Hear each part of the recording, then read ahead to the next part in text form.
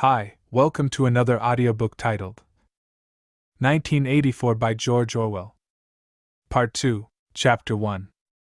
It was the middle of the morning, and Winston had left the cubicle to go to the lavatory. A solitary figure was coming towards him from the other end of the long, brightly lit corridor. It was the girl with dark hair. 4 days had gone past since the evening when he had run into her outside the junk shop. As she came nearer, he saw that her right arm was in a sling, not noticeable at a distance because it was of the same color as her overalls. Probably she had crushed her hand while swinging round one of the big kaleidoscopes on which the plots of novels were roughed in. It was a common accident in the fiction department. They were perhaps 4 meters apart when the girl stumbled and fell almost flat on her face. A sharp cry of pain was wrung out of her. She must have fallen right on the injured arm. Winston stopped short. The girl had risen to her knees. Her face had turned a milky yellow color against which her mouth stood out redder than ever. Her eyes were fixed on his, with an appealing expression that looked more like fear than pain. A curious emotion stirred in Winston's heart. In front of him was an enemy who was trying to kill him. In front of him, also, was a human creature, in pain and perhaps with a broken bone. Already he had instinctively started forward to help her. In the moment when he had seen her fall on the bandaged arm, it had been as though he felt the pain in his own body. "You're hurt," he said. "It's nothing. My arm. It'll be all right in a second." She spoke as though her heart were fluttering. She had certainly turned very pale. "You haven't broken anything?" "No, I'm all right. It hurt for a moment, that's all." She held out her free hand to him, and he helped her up. She had regained some of her color, and appeared very much better. "It's nothing," she repeated shortly. "I only gave my wrist a bit of a bang." "Thanks, comrade." And with that she walked on in the direction in which she had been going, as briskly as though it had really been nothing. The whole incident could not have taken as much as half a minute. Not to let one's feelings appear in one's face was a habit that had acquired the status of an instinct, and in any case they had been standing straight in front of a telescreen when the thing happened. Nevertheless, it had been very difficult not to betray a momentary surprise, for in the 2 or 3 seconds while he was helping her up the girl had slipped something into his hand. There was no question that she had done it intentionally. It was something small and flat. As he passed through the lavatory door he transferred it to his pocket, and felt it with the tips of his fingers. It was a scrap of paper folded into a square. While he stood at the urinal he managed, with a little more fingering, to get it unfolded. Obviously there must be a message of some kind written on it. For a moment he was tempted to take it into one of the water closets and read it at once. But that would be shocking folly, as he well knew. There was no place where you could be more certain that the telescreens were watched continuously. He went back to his cubicle, sat down, threw the fragment of paper casually among the other papers on the desk, put on his spectacles and hitched the speakwrite towards him. 5 minutes, he told himself, 5 minutes at the very least. His heart bumped in his breast with frightening loudness. Fortunately the piece of work he was engaged on was mere routine, the rectification of a long list of figures, not needing close attention. Whatever was written on the paper, it must have some kind of political meaning. So far as he could see there were 2 possibilities. One, much the more likely, was that the girl was an agent of the thought police, just as he had feared. He did not know why the thought police should choose to deliver their messages in such a fashion, but perhaps they had their reasons. The thing that was written on the paper might be a threat, a summons, an order to commit suicide, a trap of some description. But there was another, wilder possibility that kept raising its head, though he tried vainly to suppress it. This was, that the message did not come from the thought police at all, but from some kind of underground organization. Perhaps the Brotherhood existed after all. Perhaps the girl was part of it. No doubt the idea was absurd, but it had sprung into his mind in the very instant of feeling the scrap of paper in his hand. It was not till a couple of minutes later that the other, more probable explanation had occurred to him. And even now, though his intellect told him that the message probably meant death, still, that was not what he believed, and the unreasonable hope persisted, and his heart banged, and it was with difficulty that he kept his voice from trembling as he murmured his figures into the speakwrite. He rolled up the completed bundle of work and slid it into the pneumatic tube. 8 minutes had gone by. He readjusted his spectacles on his nose, sighed, and drew the next batch of work towards him, with the scrap of paper on top of it. He flattened it out. On it was written, in a large unformed handwriting, "I love you." For several seconds he was too stunned even to throw the incriminating thing into the memory hole. When he did so, although he knew very well the danger of showing too much interest, he could not resist reading it once again, just to make sure that the words were really there. For the rest of the morning it was very difficult to work. What was even worse than having to focus his mind on a series of niggling jobs was the need to conceal his agitation from the telescreen. He felt as though a fire were burning in his belly. Lunch in the hot, crowded, noise-filled canteen was torment. He had hoped to be alone for a little while during the lunch hour, but as bad luck would have it the imbecile Parsons flopped down beside him, the tang of his sweat almost defeating the tinny smell of stew, and kept up a stream of talk about the preparations for Hate Week. He was particularly enthusiastic about a papier-mâché model of Big Brother's head, 2 meters wide, which was being made for the occasion by his daughter's troop of spies. The irritating thing was that in the racket of voices Winston could hardly hear what Parsons was saying, and was constantly having to ask for some fatuous remark to be repeated. Just once he caught a glimpse of the girl, at a table with 2 other girls at the far end of the room. She appeared not to have seen him, and he did not look in that direction again. The afternoon was more bearable. Immediately after lunch there arrived a delicate, difficult piece of work which would take several hours and necessitated putting everything else aside. It consisted in falsifying a series of production reports of 2 years ago, in such a way as to cast discredit on a prominent member of the inner party, who was now under a cloud. This was the kind of thing that Winston was good at, and for more than 2 hours he succeeded in shutting the girl out of his mind altogether. Then the memory of her face came back, and with it a raging, intolerable desire to be alone. Until he could be alone it was impossible to think this new development out. Tonight was one of his nights at the community center. He wolfed another tasteless meal in the canteen, hurried off to the center, took part in the solemn foolery of a discussion group, played 2 games of table tennis, swallowed several glasses of gin, and sat for half an hour through a lecture entitled Ingsoc in relation to chess. His soul writhed with boredom, but for once he had had no impulse to shirk his evening at the center. At the sight of the words "I love you" the desire to stay alive had welled up in him, and the taking of minor risks suddenly seemed stupid. It was not till 23 hours, when he was home and in bed, in the darkness, where you were safe even from the telescreen so long as you kept silent, that he was able to think continuously. It was a physical problem that had to be solved: how to get in touch with the girl and arrange a meeting. He did not consider any longer the possibility that she might be laying some kind of trap for him. He knew that it was not so, because of her unmistakable agitation when she handed him the note. Obviously she had been frightened out of her wits, as well she might be. Nor did the idea of refusing her advances even cross his mind. Only 5 nights ago he had contemplated smashing her skull in with a cobblestone, but that was of no importance. He thought of her naked, youthful body, as he had seen it in his dream. He had imagined her a fool like all the rest of them, her head stuffed with lies and hatred, her belly full of ice. A kind of fever seized him at the thought that he might lose her, the white youthful body might slip away from him. What he feared more than anything else was that she would simply change her mind if he did not get in touch with her quickly. But the physical difficulty of meeting was enormous. It was like trying to make a move at chess when you were already mated. Whichever way you turned, the telescreen faced you.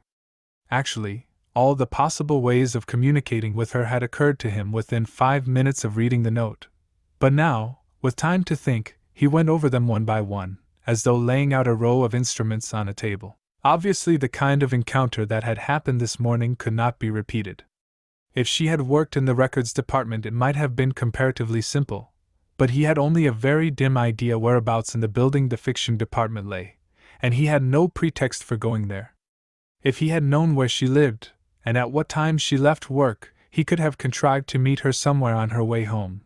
But to try to follow her home was not safe, because it would mean loitering about outside the ministry, which was bound to be noticed. As for sending a letter through the mails, it was out of the question. By a routine that was not even secret, all letters were opened in transit. Actually, few people ever wrote letters. For the messages that it was occasionally necessary to send, there were printed postcards with long lists of phrases, and you struck out the ones that were inapplicable. In any case, he did not know the girl's name, let alone her address. Finally, he decided that the safest place was the canteen. If he could get her at a table by herself, somewhere in the middle of the room, not too near the telescreens, and with a sufficient buzz of conversation all round, if these conditions endured for, say, 30 seconds, it might be possible to exchange a few words. For a week after this, life was like a restless dream. On the next day, she did not appear in the canteen until he was leaving it, the whistle having already blown. Presumably, she had been changed on to a later shift. They passed each other without a glance. On the day after that, she was in the canteen at the usual time, but with 3 other girls and immediately under a telescreen. Then for 3 dreadful days she did not appear at all. His whole mind and body seemed to be afflicted with an unbearable sensitivity, a sort of transparency, which made every movement, every sound, every contact, every word that he had to speak or listen to, an agony. Even in sleep he could not altogether escape from her image. He did not touch the diary during those days. If there was any relief, it was in his work, in which he could sometimes forget himself for 10 minutes at a stretch. He had absolutely no clue as to what had happened to her. There was no inquiry he could make. She might have been vaporized, she might have committed suicide, she might have been transferred to the other end of Oceania. Worst, and likeliest of all, she might simply have changed her mind and decided to avoid him. The next day she reappeared.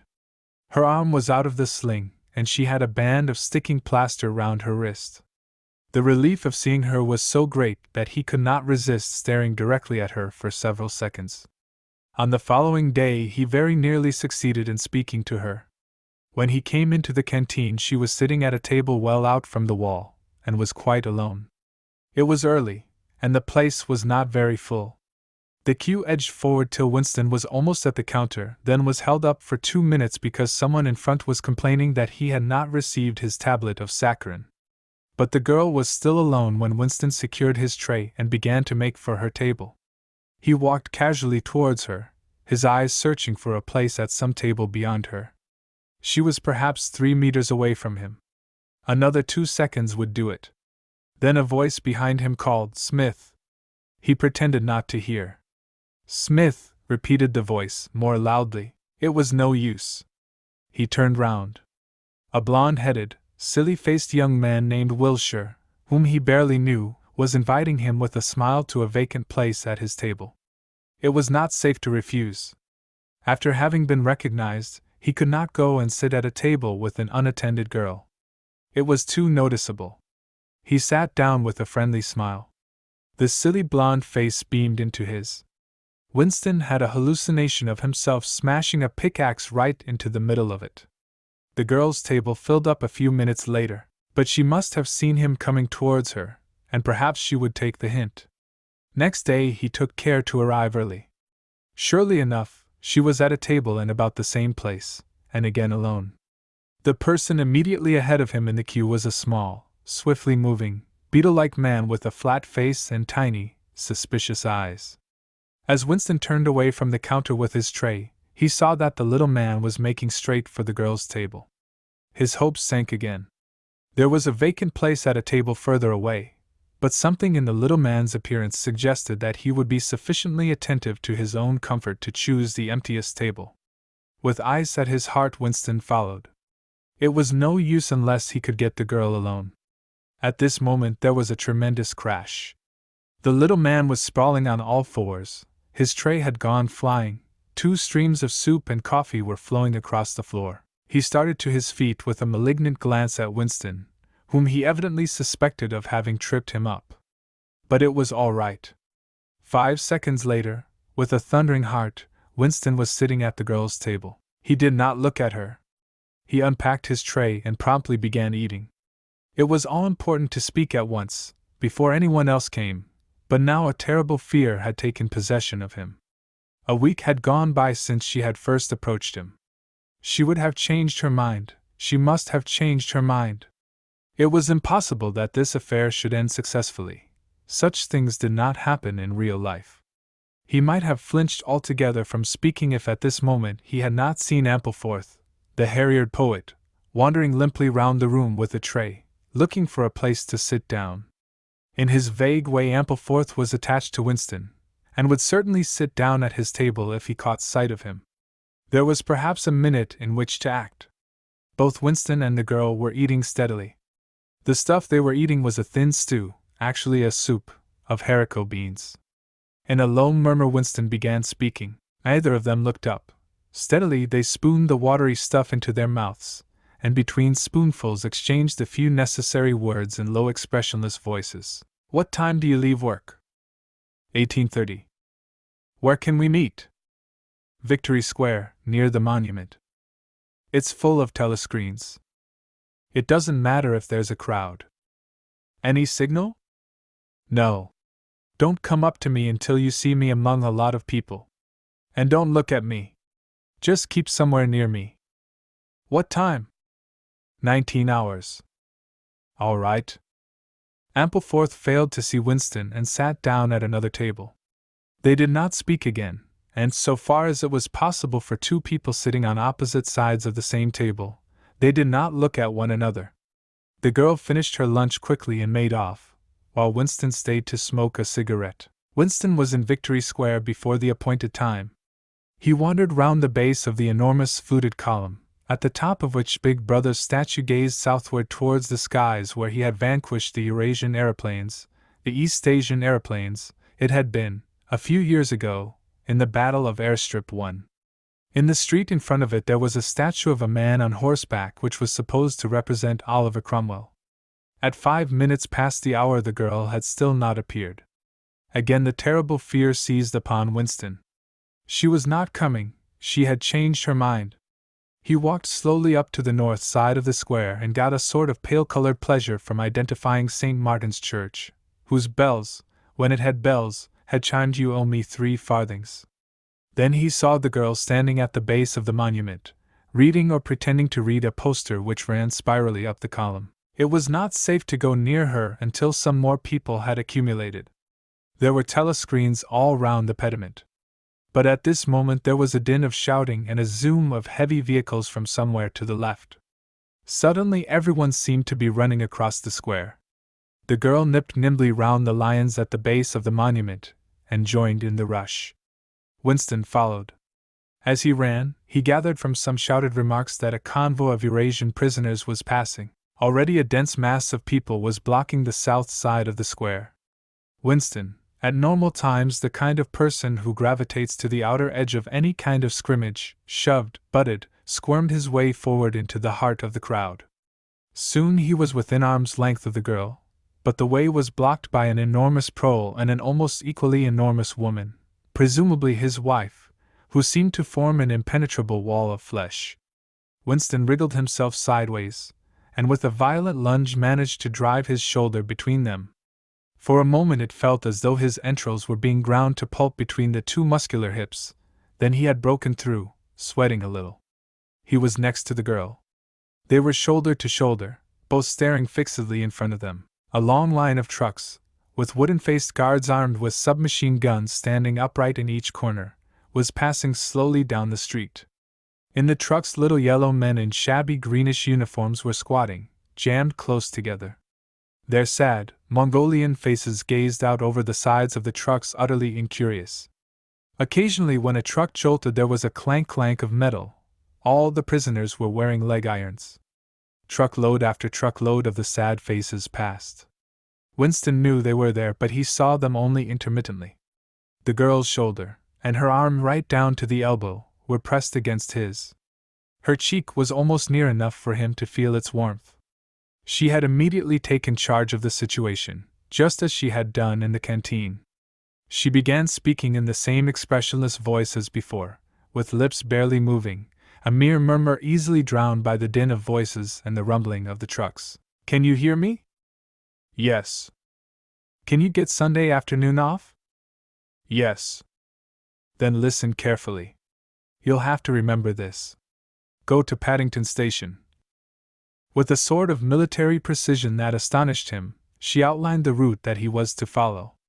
A half-hour railway journey, turn left outside the station, 2 kilometers along the road, a gate with the top bar missing, a path across a field, a grass-grown lane, a track between bushes, a dead tree with moss on it.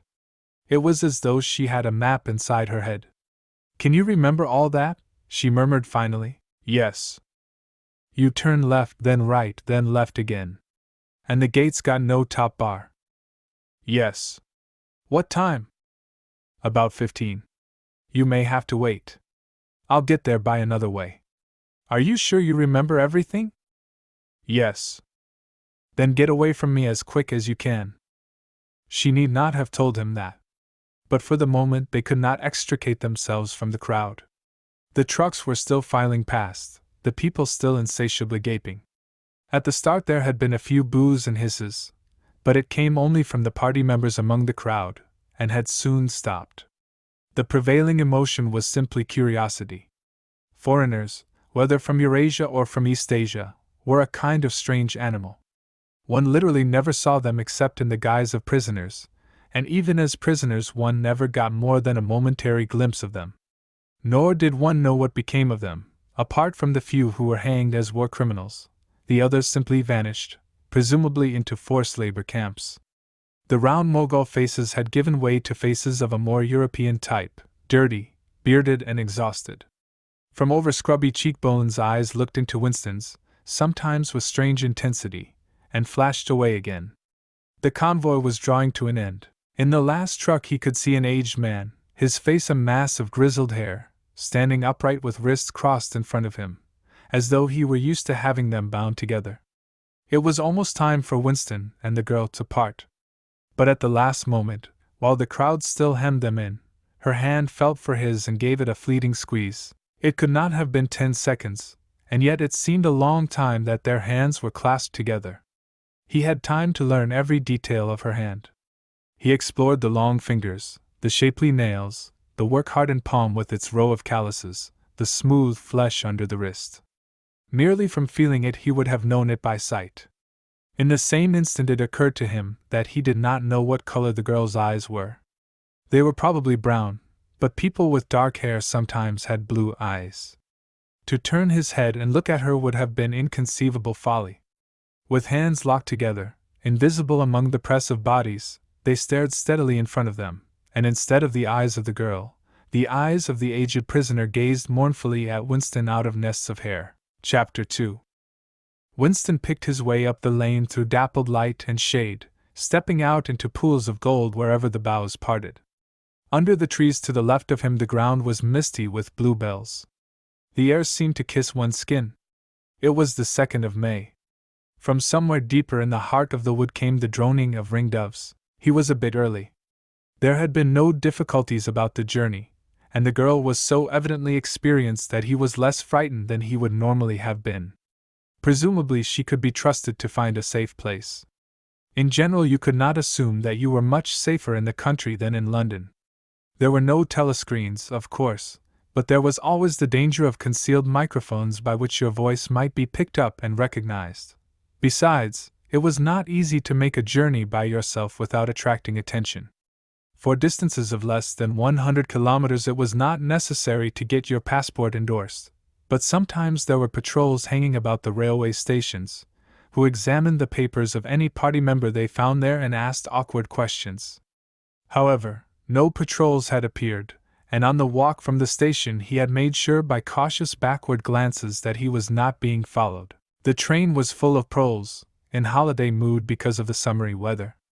The wooden-seated carriage in which he traveled was filled to overflowing by a single enormous family, ranging from a toothless great-grandmother to a month-old baby, going out to spend an afternoon with in-laws in the country, and, as they freely explained to Winston, to get hold of a little black market butter. The lane widened, and in a minute he came to the footpath she had told him of, a mere cattle track which plunged between the bushes.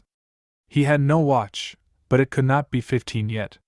The bluebells were so thick underfoot that it was impossible not to tread on them.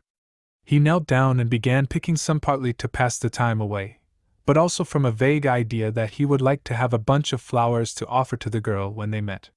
He had got together a big bunch and was smelling their faint sickly scent when a sound at his back froze him, the unmistakable crackle of a foot on twigs. He went on picking bluebells. It was the best thing to do.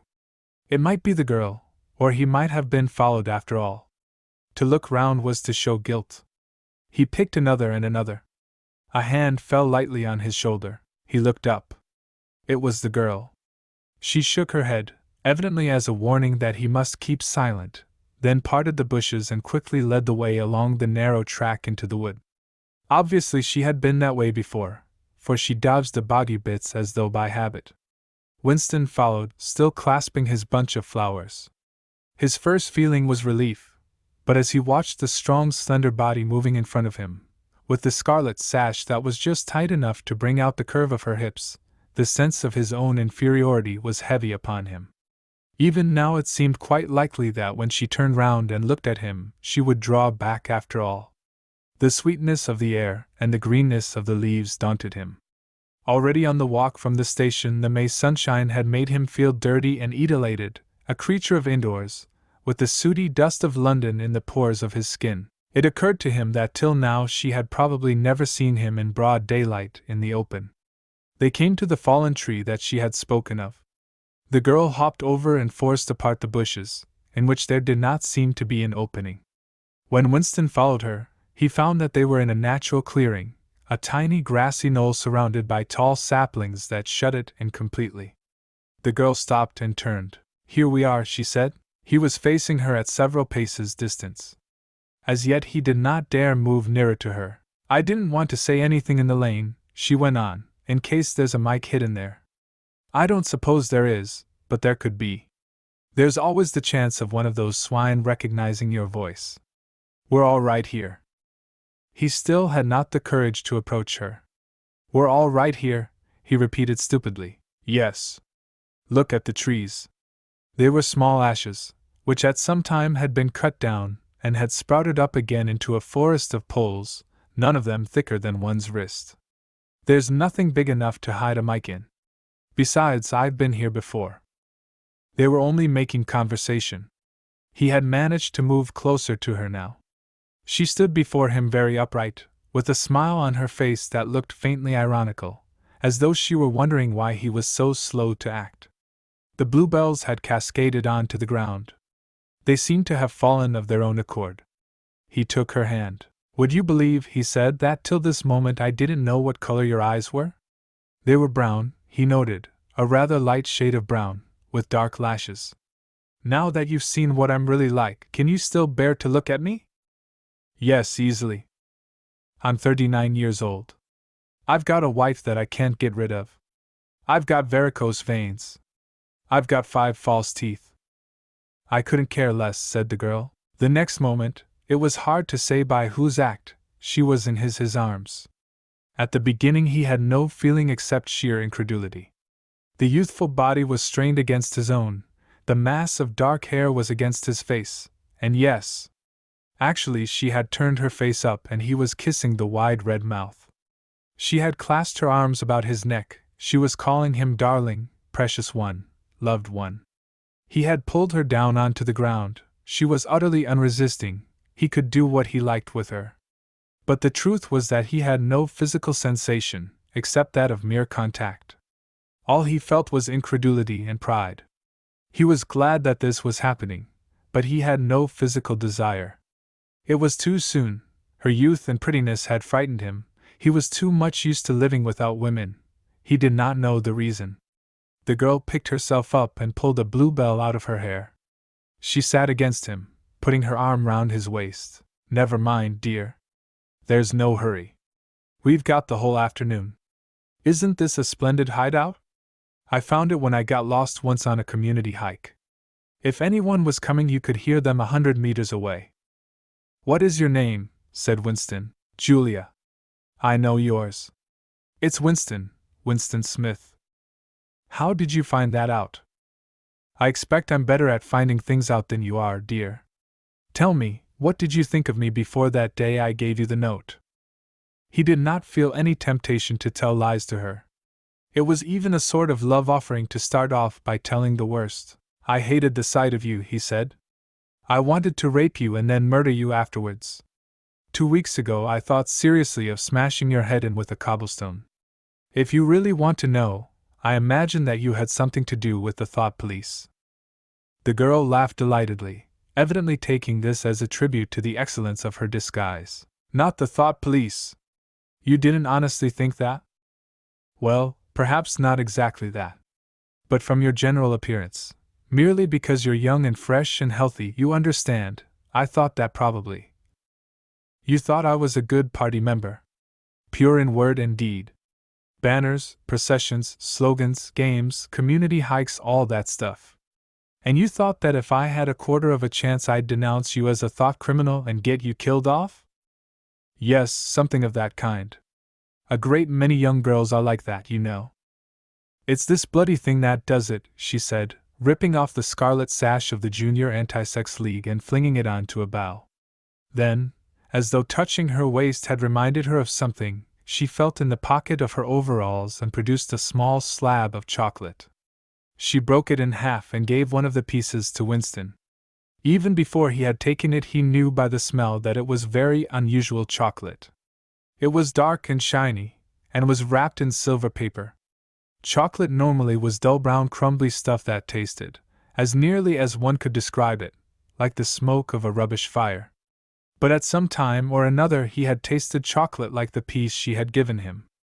The first whiff of its scent had stirred up some memory which he could not pin down, but which was powerful and troubling. Where did you get this stuff? He said. Black market, she said indifferently. Actually, I am that sort of girl, to look at. I'm good at games. I was a troop leader in the Spies. I do voluntary work 3 evenings a week for the Junior Anti-Sex League. Hours and hours I've spent pasting their bloody rot all over London. I always carry one end of a banner in the processions. I always look cheerful and I never shirk anything. Always yell with the crowd, that's what I say. It's the only way to be safe. The first fragment of chocolate had melted on Winston's tongue. The taste was delightful. But there was still that memory moving round the edges of his consciousness, something strongly felt but not reducible to definite shape, like an object seen out of the corner of one's eye. He pushed it away from him, aware only that it was the memory of some action which he would have liked to undo but could not. You are very young, he said. You are 10 or 15 years younger than I am. What could you see to attract you in a man like me? It was something in your face. I thought I'd take a chance. I'm good at spotting people who don't belong. As soon as I saw you, I knew you were against them. Them, it appeared, meant the party, and above all the inner party, about whom she talked with an open jeering hatred which made Winston feel uneasy, although he knew that they were safe here if they could be safe anywhere. A thing that astonished him about her was the coarseness of her language. Party members were supposed not to swear, and Winston himself very seldom did swear, aloud, at any rate. Julia, however, seemed unable to mention the party, and especially the inner party, without using the kind of words that you saw chalked up in dripping alleyways. He did not dislike it. It was merely one symptom of her revolt against the party and all its ways, and somehow it seemed natural and healthy, like the sneeze of a horse that smells bad hay. They had left the clearing and were wandering again through the checkered shade, with their arms round each other's waists whenever it was wide enough to walk two abreast. He noticed how much softer her waist seemed to feel now that the sash was gone. They did not speak above a whisper. Outside the clearing, Julia said, it was better to go quietly. Presently they had reached the edge of the little wood. She stopped him. Don't go out into the open. There might be someone watching. We're all right if we keep behind the boughs. They were standing in the shade of hazel bushes. The sunlight, filtering through innumerable leaves, was still hot on their faces. Winston looked out into the field beyond, and underwent a curious, slow shock of recognition. He knew it by sight. An old, close-bitten pasture, with a footpath wandering across it and a molehill here and there. In the ragged hedge on the opposite side the boughs of the elm trees swayed just perceptibly in the breeze, and their leaves stirred faintly in dense masses like women's hair. Surely somewhere nearby, but out of sight. There must be a stream with green pools where dace were swimming? Isn't there a stream somewhere near here? He whispered. That's right, there is a stream. It's at the edge of the next field, actually. There are fish in it, great big ones. You can watch them lying in the pools under the willow trees, waving their tails. It's the Golden Country, almost, he murmured. The Golden Country? It's nothing, really. A landscape I've seen sometimes in a dream. Look, whispered Julia. A thrush had alighted on a bough not 5 meters away, almost at the level of their faces. Perhaps it had not seen them. It was in the sun, they in the shade. It spread out its wings, fitted them carefully into place again, ducked its head for a moment, as though making a sort of obeisance to the sun, and then began to pour forth a torrent of song. In the afternoon hush, the volume of sound was startling. Winston and Julia clung together, fascinated. The music went on, minute after minute, with astonishing variations, never once repeating itself, almost as though the bird were deliberately showing off its virtuosity. Sometimes it stopped for a few seconds, spread out and resettled its wings, then swelled its speckled breast and again burst into song. Winston watched it with a sort of vague reverence. For whom, for what, was that bird singing? No mate, no rival was watching it. What made it sit at the edge of the lonely wood and pour its music into nothingness? He wondered whether after all there was a microphone hidden somewhere near. He and Julia had spoken only in low whispers, and it would not pick up what they had said, but it would pick up the thrush. Perhaps at the other end of the instrument some small, beetle-like man was listening intently, listening to that. But by degrees the flood of music drove all speculations out of his mind. It was as though it were a kind of liquid stuff that poured all over him and got mixed up with the sunlight that filtered through the leaves. He stopped thinking and merely felt. The girl's waist in the bend of his arm was soft and warm. He pulled her round so that they were breast to breast. Her body seemed to melt into his.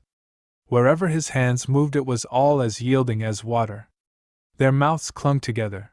It was quite different from the hard kisses they had exchanged earlier. When they moved their faces apart again, both of them sighed deeply. The bird took fright and fled with a clatter of wings. Winston put his lips against her ear. Now, he whispered. Not here, she whispered back. Come back to the hideout. It's safer. Quickly, with an occasional crackle of twigs, they threaded their way back to the clearing. When they were once inside the ring of saplings, she turned and faced him. They were both breathing fast, but the smile had reappeared round the corners of her mouth. She stood looking at him for an instant, then felt at the zipper of her overalls. And yes, it was almost as in his dream. Almost as swiftly as he had imagined it, she had torn her clothes off, and when she flung them aside it was with that same magnificent gesture by which a whole civilization seemed to be annihilated. Her body gleamed white in the sun. But for a moment he did not look at her body. His eyes were anchored by the freckled face with its faint, bold smile. He knelt. Have you done this before? Of course. Hundreds of times. Well, scores of times, anyway. With party members? Yes, always with party members. With members of the inner party? Not with those swine, no. But there's plenty that would if they got half a chance. They're not so holy as they make out. His heart leapt. Scores of times she had done it. He wished it had been hundreds, thousands. Anything that hinted at corruption always filled him with a wild hope.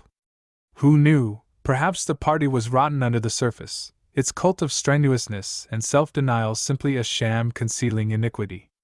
If he could have infected the whole lot of them with leprosy or syphilis, how gladly he would have done so. Anything to rot, to weaken, to undermine. He pulled her down so that they were kneeling face to face. Listen. The more men you've had, the more I love you.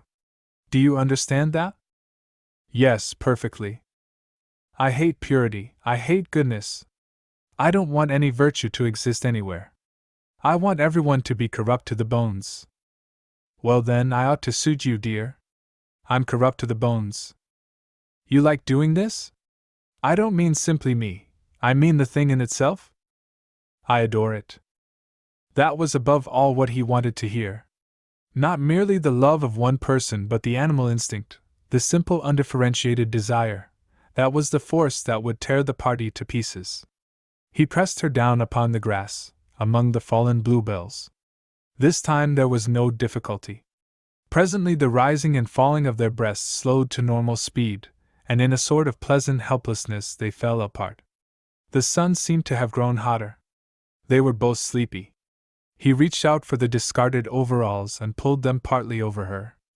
Almost immediately they fell asleep and slept for about half an hour. Winston woke first. He sat up and watched the freckled face, still peacefully asleep, pillowed on the palm of her hand. Except for her mouth, you could not call her beautiful. There was a line or two round the eyes, if you looked closely. The short dark hair was extraordinarily thick and soft. It occurred to him that he still did not know her surname, or where she lived. The young, strong body, now helpless in sleep, awoke in him a pitying, protecting feeling. But the mindless tenderness that he had felt under the hazel tree, while the thrush was singing, had not quite come back. He pulled the overalls aside and studied her smooth white flank.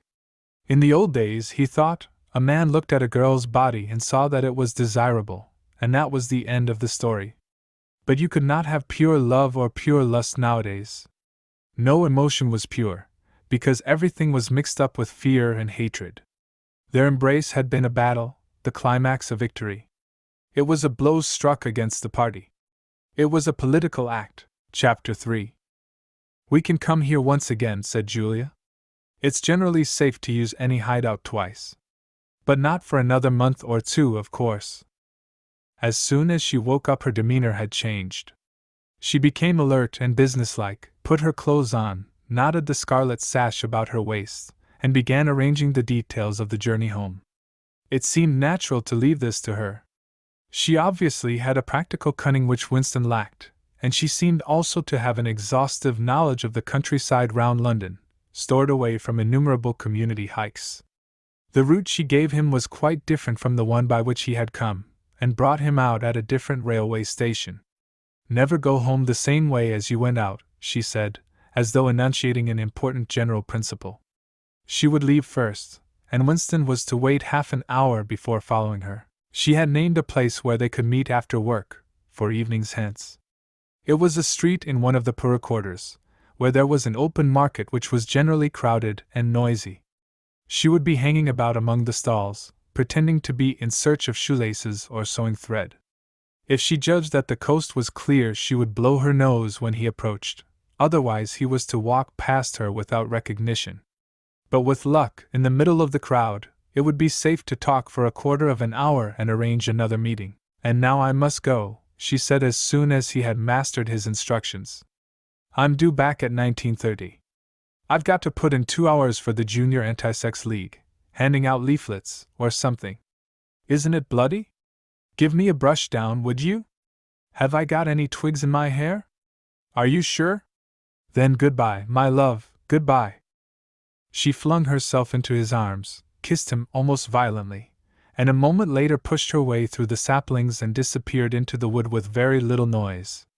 Even now he had not found out her surname, or her address. However, it made no difference, for it was inconceivable that they could ever meet indoors or exchange any kind of written communication. As it happened, they never went back to the clearing in the wood. During the month of May there was only one further occasion on which they actually succeeded in making love. That was in another hiding place known to Julia, the belfry of a ruinous church in an almost deserted stretch of country where an atomic bomb had fallen 30 years earlier. It was a good hiding place when once you got there, but the getting there was very dangerous.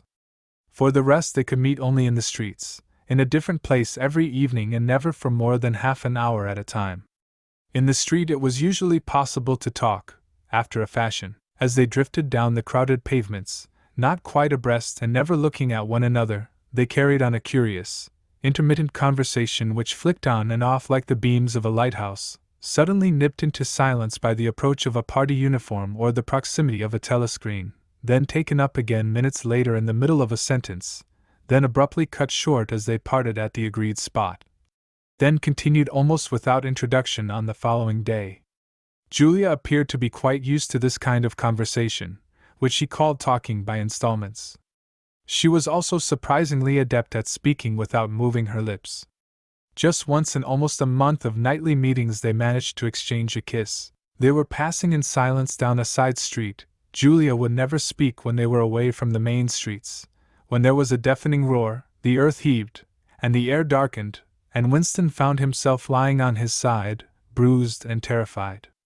A rocket bomb must have dropped quite near at hand. Suddenly he became aware of Julia's face a few centimeters from his own, deathly white as chalk. Even her lips were white. She was dead. He clasped her against him and found that he was kissing a live, warm face. But there was some powdery stuff that got in the way of his lips. Both of their faces were thickly coated with plaster. There were evenings when they reached their rendezvous and then had to walk past one another without a sign, because a patrol had just come round the corner or a helicopter was hovering overhead. Even if it had been less dangerous, it would still have been difficult to find time to meet. Winston's working week was 60 hours, Julia's was even longer, and their free days varied according to the pressure of work and did not often coincide. Julia, in any case, seldom had an evening completely free.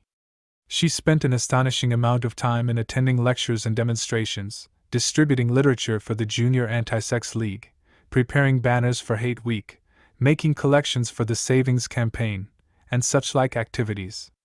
It paid, she said, it was camouflage. If you kept the small rules, you could break the big ones. She even induced Winston to mortgage yet another of his evenings by enrolling himself for the part-time munition work which was done voluntarily by zealous party members. So, one evening every week, Winston spent 4 hours of paralyzing boredom, screwing together small bits of metal which were probably parts of bomb fuses, in a drafty, ill-lit workshop where the knocking of hammers mingled drearily with the music of the telescreens. When they met in the church tower, the gaps in their fragmentary conversation were filled up. It was a blazing afternoon. The air in the little square chamber above the bells was hot and stagnant, and smelt overpoweringly of pigeon dung. They sat talking for hours on the dusty, twig-littered floor, one or other of them getting up from time to cast a glance through the arrow slits and make sure that no one was coming. Julia was 26 years old. She lived in a hostel with 30 other girls, always in the stink of women. "How I hate women," she said parenthetically, and she worked, as he had guessed, on the novel-writing machines in the fiction department. She enjoyed her work, which consisted chiefly in running and servicing a powerful but tricky electric motor. She was not clever, but was fond of using her hands and felt at home with machinery.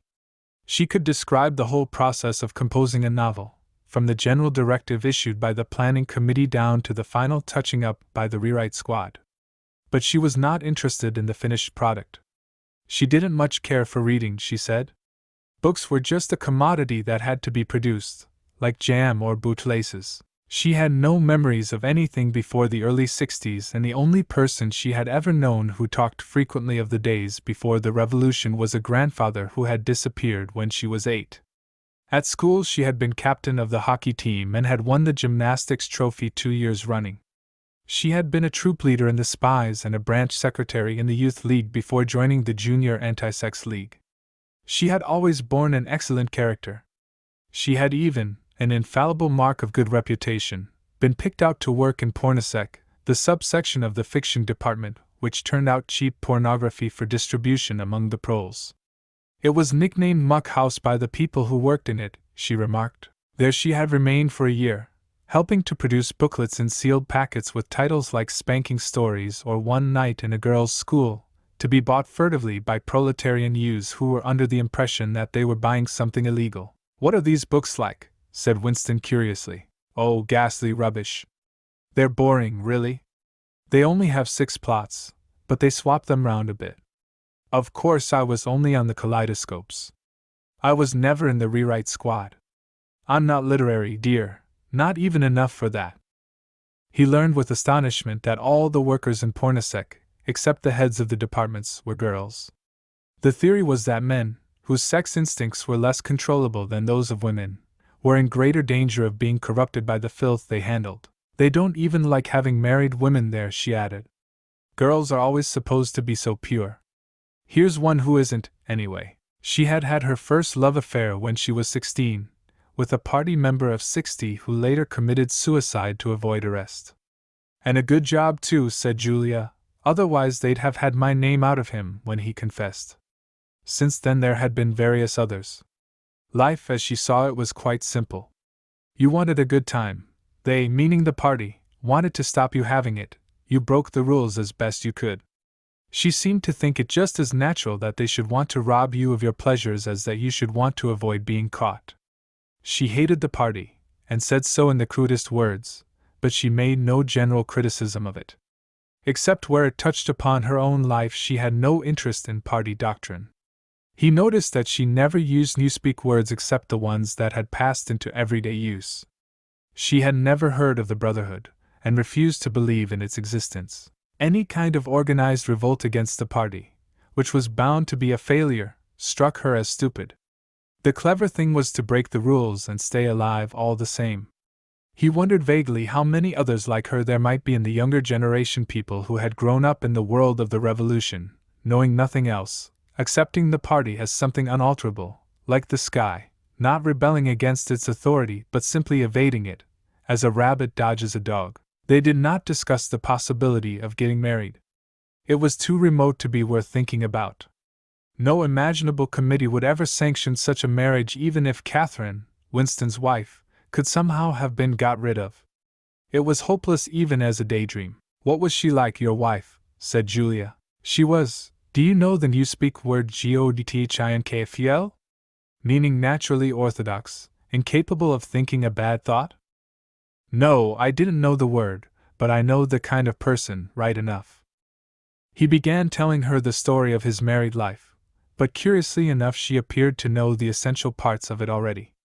She described to him, almost as though she had seen or felt it, the stiffening of Catherine's body as soon as he touched her, the way in which she still seemed to be pushing him from her with all her strength, even when her arms were clasped tightly round him.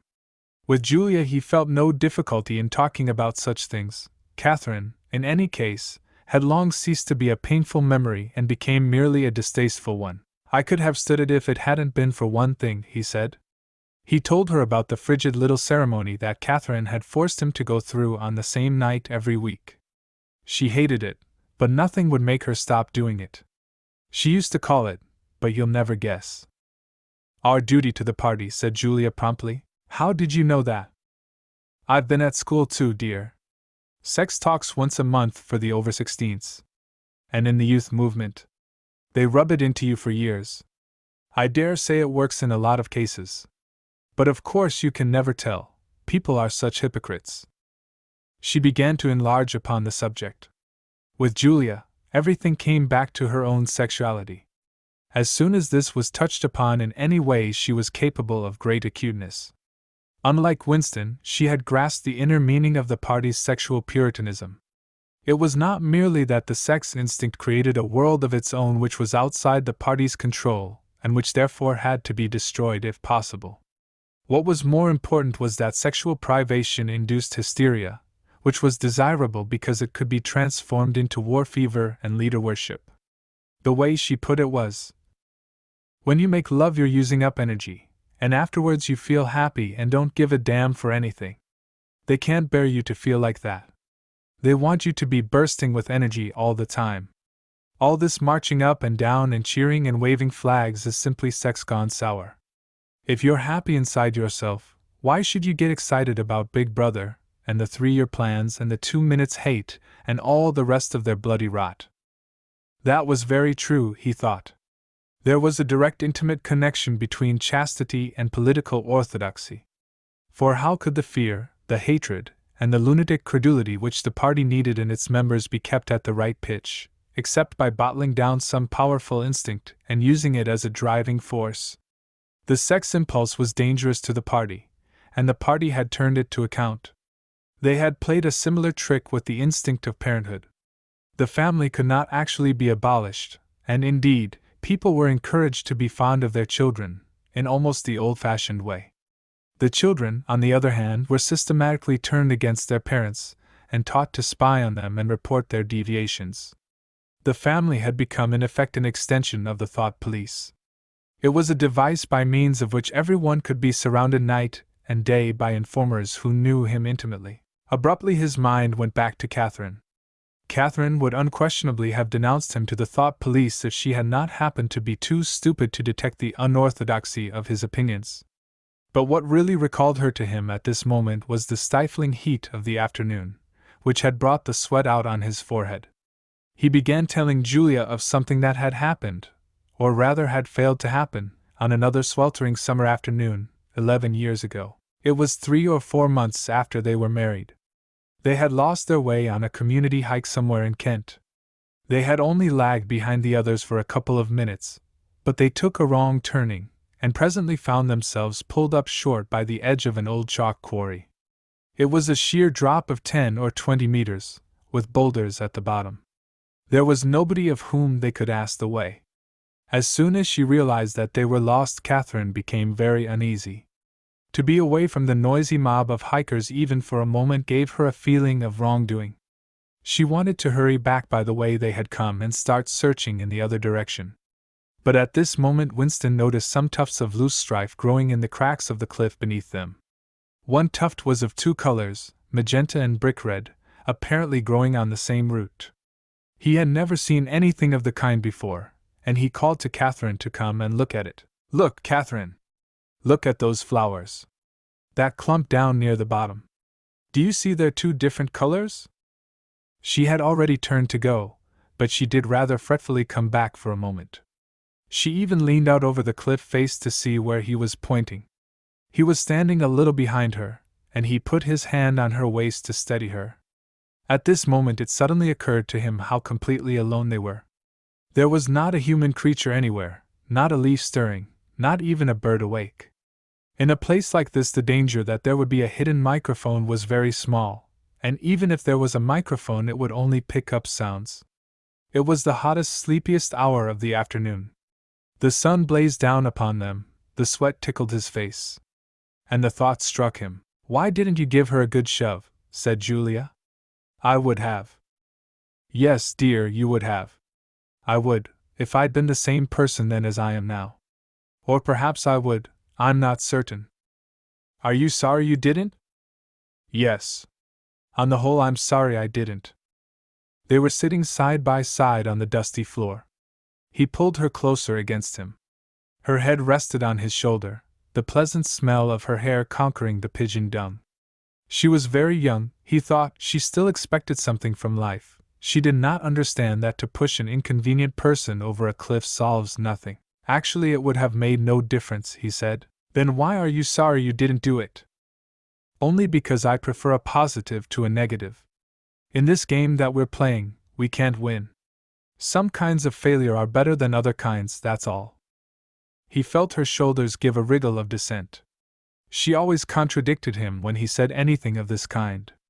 She would not accept it as a law of nature that the individual is always defeated. In a way she realized that she herself was doomed, that sooner or later the thought police would catch her and kill her, but with another part of her mind she believed that it was somehow possible to construct a secret world in which you could live as you chose.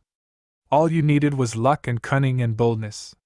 She did not understand that there was no such thing as happiness, that the only victory lay in the far future, long after you were dead, that from the moment of declaring war on the party it was better to think of yourself as a corpse. "We are the dead," he said. "We're not dead yet," said Julia prosaically. "Not physically.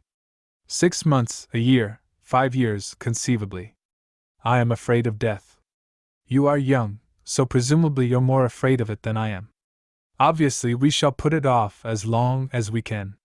But it makes very little difference. So long as human beings stay human, death and life are the same thing." "Oh, rubbish! Which would you sooner sleep with, me or a skeleton? Don't you enjoy being alive? Don't you like feeling, this is me, this is my hand, this is my leg, I'm real, I'm solid, I'm alive? Don't you like this?" She twisted herself round and pressed her bosom against him. He could feel her breasts, ripe yet firm, through her overalls.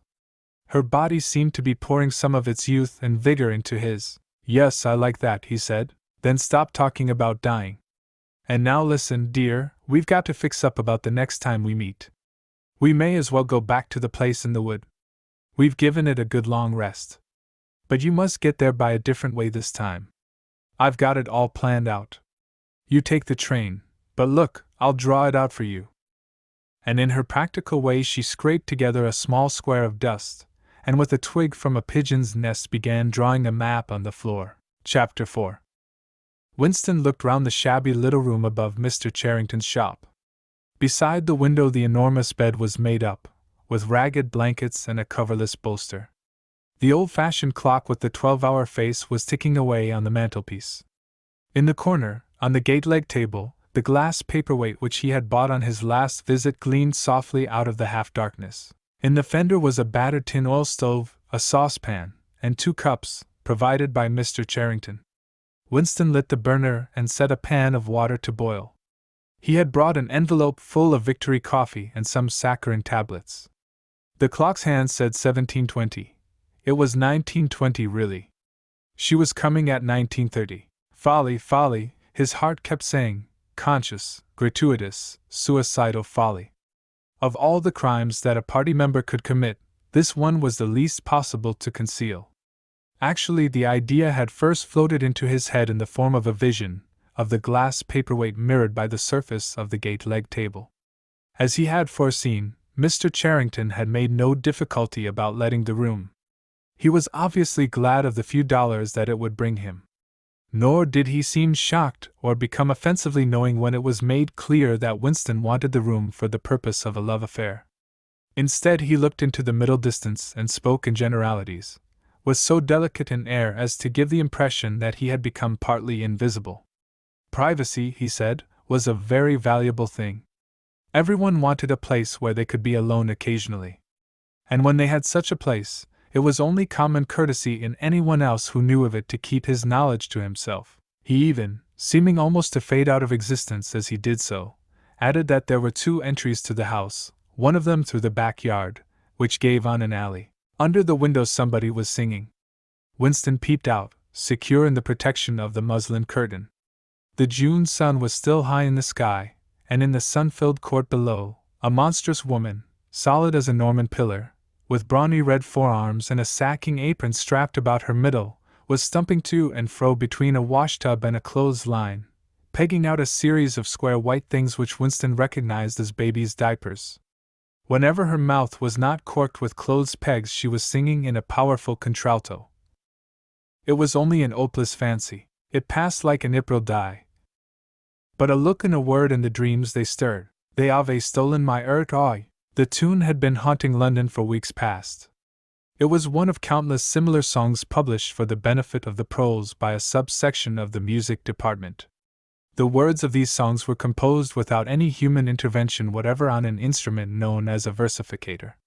But the woman sang so tunefully as to turn the dreadful rubbish into an almost pleasant sound. He could hear the woman singing and the scrape of her shoes on the flagstones, and the cries of the children in the street, and somewhere in the far distance a faint roar of traffic, and yet the room seemed curiously silent, thanks to the absence of a telescreen. Folly, folly, folly! He thought again. It was inconceivable that they could frequent this place for more than a few weeks without being caught.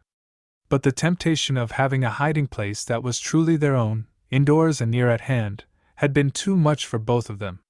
For some time after their visit to the church belfry it had been impossible to arrange meetings. Working hours had been drastically increased in anticipation of Hate Week. It was more than a month distant, but the enormous, complex preparations that it entailed were throwing extra work on to everybody. Finally both of them managed to secure a free afternoon on the same day. They had agreed to go back to the clearing in the wood. On the evening beforehand they met briefly in the street.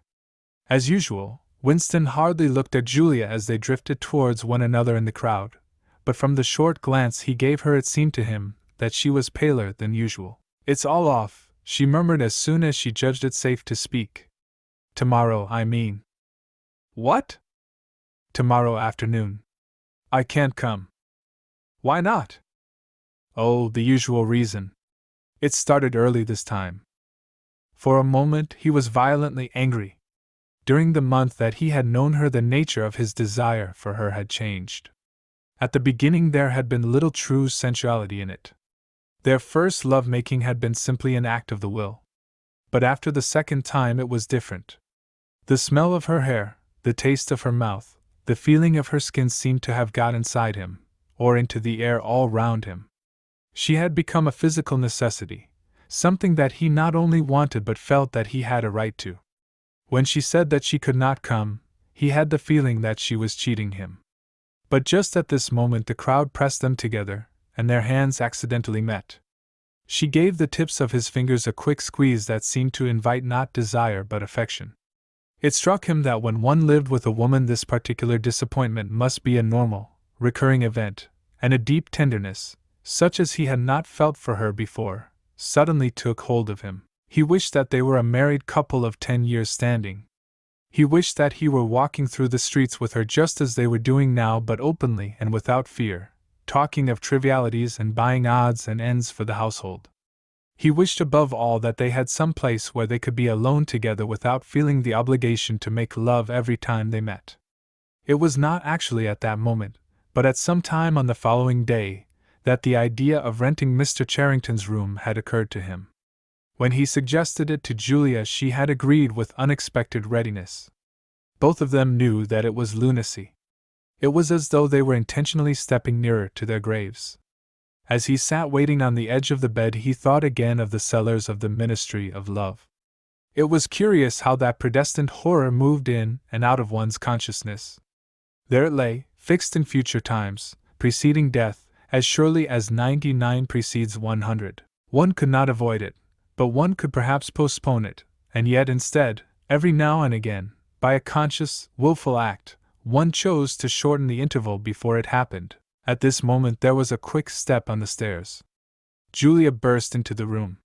She was carrying a tool bag of coarse brown canvas, such as he had sometimes seen her carrying to and fro at the ministry. He started forward to take her in his arms, but she disengaged herself rather hurriedly, partly because she was still holding the tool bag. "Half a second," she said. "Just let me show you what I brought. Did you bring some of that filthy Victory coffee? I thought you would. You can chuck it away again, because we shan't be needing it. Look here." She fell on her knees, threw open the bag, and tumbled out some spanners and a screwdriver that filled the top part of it. Underneath were a number of neat paper packets. The first packet that she passed to Winston had a strange and yet vaguely familiar feeling. It was filled with some kind of heavy, sand-like stuff which yielded wherever you touched it. "It isn't sugar," he said, "real sugar. Not saccharine sugar. And here's a loaf of bread, proper white bread, not our bloody stuff, and a little pot of jam. And here's a tin of milk, but look! This is the one I'm really proud of. I had to wrap a bit of sacking round it because—" But she did not need to tell him why she had wrapped it up. The smell was already filling the room, a rich hot smell which seemed like an emanation from his early childhood, but which one did occasionally meet with even now, blowing down a passageway before a door slammed, or diffusing itself mysteriously in a crowded street, sniffed for an instant and then lost again. "It's coffee," he murmured, "real coffee.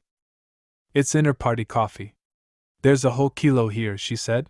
"How did you manage to get hold of all these things?" "It's all inter-party stuff. There's nothing those swine don't have, nothing. But of course waiters and servants and people pinch things, and, look, I got a little packet of tea as well." Winston had squatted down beside her. He tore open a corner of the packet. "It's real tea. Not blackberry leaves. There's been a lot of tea about lately. They've captured India, or something," she said vaguely. "But listen, dear. I want you to turn your back on me for 3 minutes. Go and sit on the other side of the bed. Don't go too near the window. And don't turn round till I tell you." Winston gazed abstractedly through the muslin curtain. Down in the yard the red-armed woman was still marching to and fro between the washtub and the line.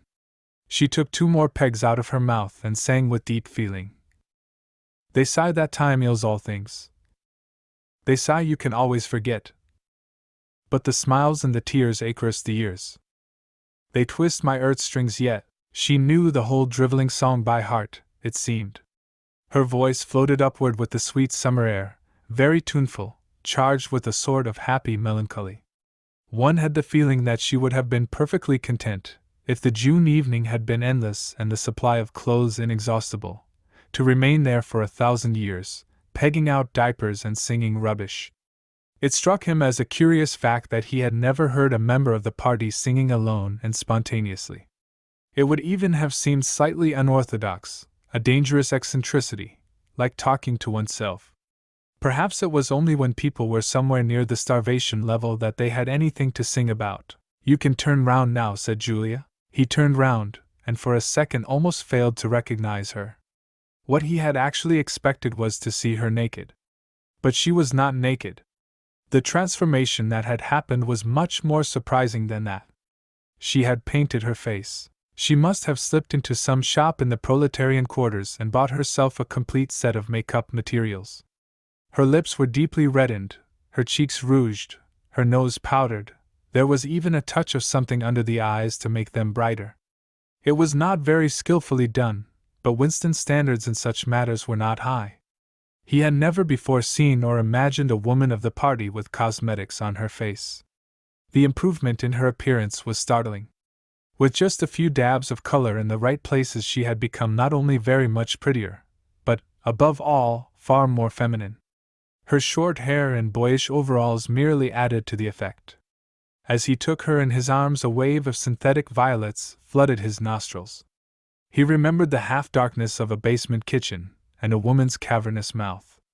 It was the very same scent that she had used, but at the moment it did not seem to matter. "Scent too," he said. "Yes, dear, scent too. And do you know what I'm going to do next? I'm going to get hold of a real woman's frock from somewhere, and wear it instead of these bloody trousers. I'll wear silk stockings and high-heeled shoes. In this room I'm going to be a woman, not a party comrade." They flung their clothes off and climbed into the huge mahogany bed. It was the first time that he had stripped himself naked in her presence. Until now he had been too much ashamed of his pale and meager body, with the varicose veins standing out on his calves and the discolored patch over his ankle. There were no sheets, but the blanket they lay on was threadbare and smooth, and the size and springiness of the bed astonished both of them. "It's sure to be full of bugs, but who cares?" said Julia. One never saw a double bed nowadays, except in the homes of the proles.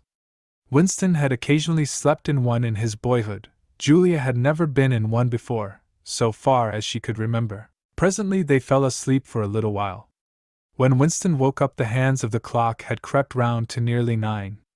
He did not stir, because Julia was sleeping with her head in the crook of his arm. Most of her makeup had transferred itself to his own face or the bolster, but a light stain of rouge still brought out the beauty of her cheekbone. A yellow ray from the sinking sun fell across the foot of the bed and lighted up the fireplace, where the water in the pan was boiling fast. Down in the yard the woman had stopped singing, but the faint shouts of children floated in from the street. He wondered vaguely whether in the abolished past it had been a normal experience to lie in bed like this, in the cool of a summer evening, a man and a woman with no clothes on, making love when they chose, talking of what they chose, not feeling any compulsion to get up, simply lying there and listening to peaceful sounds outside. Surely there could never have been a time when that seemed ordinary? Julia woke up, rubbed her eyes, and raised herself on her elbow to look at the oil stove. "Half that water's boiled away," she said. "I'll get up and make some coffee in another moment. We've got an hour. What time do they cut the lights off at your flats?" 23:30. "It's 23 at the hostel. But you have to get in earlier than that, because, hi! Get out, you filthy brute!"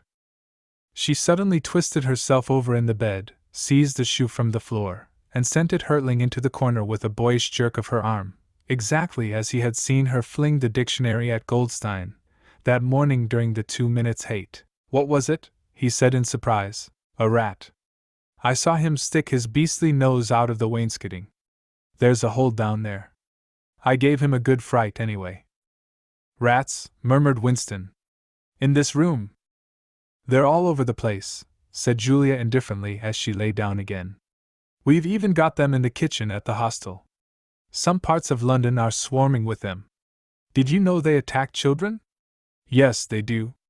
In some of these streets a woman daren't leave a baby alone for 2 minutes. It's the great huge brown ones that do it. And the nasty thing is that the brutes always. Don't go on, said Winston, with his eyes tightly shut. Dearest! You've gone quite pale. What's the matter? Do they make you feel sick? Of all horrors in the world, a rat! She pressed herself against him, and wound her limbs round him, as though to reassure him with the warmth of her body. He did not reopen his eyes immediately. For several moments he had had the feeling of being back in a nightmare which had recurred from time to time throughout his life. It was always very much the same. He was standing in front of a wall of darkness, and on the other side of it there was something unendurable, something too dreadful to be faced. In the dream his deepest feeling was always one of self-deception, because he did in fact know what was behind the wall of darkness. With a deadly effort, like wrenching a piece out of his own brain, he could even have dragged the thing into the open. He always woke up without discovering what it was, but somehow it was connected with what Julia had been saying when he cut her short. I'm sorry, he said, it's nothing. I don't like rats, that's all. Don't worry, dear, we're not going to have the filthy brutes in here. I'll stuff the hole with a bit of sacking before we go. And next time we come here I'll bring some plaster and bung it up properly. Already the black instant of panic was half forgotten. Feeling slightly ashamed of himself, he sat up against the bedhead. Julia got out of bed, pulled on her overalls, and made the coffee. The smell that rose from the saucepan was so powerful and exciting that they shut the window lest anybody outside should notice it and become inquisitive. What was even better than the taste of the coffee was the silky texture given to it by the sugar, a thing Winston had almost forgotten after years of saccharin. With one hand in her pocket and a piece of bread and jam in the other, Julia wandered about the room, glancing indifferently at the bookcase, pointing out the best way of repairing the gate leg table, plumping herself down in the ragged armchair to see if it was comfortable, and examining the absurd 12-hour clock with a sort of tolerant amusement. She brought the glass paperweight over to the bed to have a look at it in a better light. He took it out of her hand, fascinated, as always, by the soft, rain-watery appearance of the glass. What is it, do you think? Said Julia. I don't think it's anything. I mean, I don't think it was ever put to any use. That's what I like about it. It's a little chunk of history that they've forgotten to alter. It's a message from 100 years ago, if one knew how to read it. And that picture over there, she nodded at the engraving on the opposite wall, would that be 100 years old? More. 200, I dare say. One can't tell. It's impossible to discover the age of anything nowadays. She went over to look at it. Here's where that brute stuck his nose out, she said, kicking the wainscoting immediately below the picture. What is this place? I've seen it before somewhere. It's a church, or at least it used to be. St. Clement Danes its name was. The fragment of rhyme that Mr. Charrington had taught him came back into his head, and he added half nostalgically, Oranges and lemons, say the bells of St. Clement's. To his astonishment she capped the line. You owe me 3 farthings, say the bells of St. Martin's. When will you pay me? Say the bells of Old Bailey. I can't remember how it goes on after that. But anyway I remember it ends up. Here comes a candle to light you to bed, here comes a chopper to chop off your head. It was like the 2 halves of a countersign. But there must be another line after the bells of Old Bailey. Perhaps it could be dug out of Mr. Charrington's memory, if he were suitably prompted. Who taught you that? He said. My grandfather. He used to say it to me when I was a little girl. He was vaporized when I was 8, at any rate, he disappeared. I wonder what a lemon was, she added inconsequently. I've seen oranges. They're a kind of round yellow fruit with a thick skin. I can remember lemons, said Winston. They were quite common in the 50s. They were so sour that it set your teeth on edge even to smell them. I'd bet that picture's got bugs behind it, said Julia. I'll take it down and give it a good clean some day. I suppose it's almost time we were leaving. I must start washing this paint off. What a bore! I'll get the lipstick off your face afterwards. Winston did not get up for a few minutes more. The room was darkening. He turned over towards the light and lay gazing into the glass paperweight. The inexhaustibly interesting thing was not the fragment of coral, but the interior of the glass itself. There was such a depth of it, and yet it was almost as transparent as air. It was as though the surface of the glass had been the arch of the sky, enclosing a tiny world with its atmosphere complete. He had the feeling that he could get inside it, and that in fact he was inside it, along with the mahogany bed and the gate-leg table, and the clock and the steel engraving and the paperweight itself. The paperweight was the room he was in, and the coral was Julia's life and his own, fixed in a sort of eternity at the heart of the crystal. Chapter 5. Syme had vanished. A morning came, and he was missing from work. A few thoughtless people commented on his absence.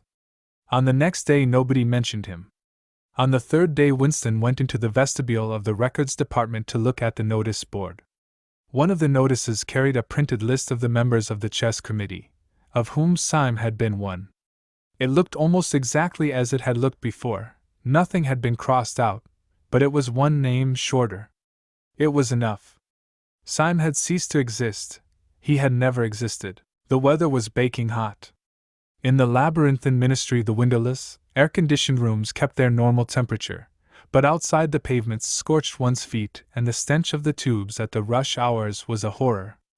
The preparations for Hate Week were in full swing, and the staffs of all the ministries were working overtime. Processions, meetings, military parades, lectures, waxworks, displays, film shows, telescreen programs all had to be organized, stands had to be erected, effigies built, slogans coined, songs written, rumors circulated, photographs faked. Julia's unit in the fiction department had been taken off the production of novels and was rushing out a series of atrocity pamphlets. Winston, in addition to his regular work, spent long periods every day in going through back files of the Times and altering and embellishing news items which were to be quoted in speeches. Late at night, when crowds of rowdy proles roamed the streets, the town had a curiously febrile air. The rocket bombs crashed oftener than ever, and sometimes in the far distance there were enormous explosions which no one could explain and about which there were wild rumors. The new tune which was to be the theme song of Hate Week, the Hate Song, it was called, had already been composed and was being endlessly plugged on the telescreens. It had a savage, barking rhythm which could not exactly be called music, but resembled the beating of a drum.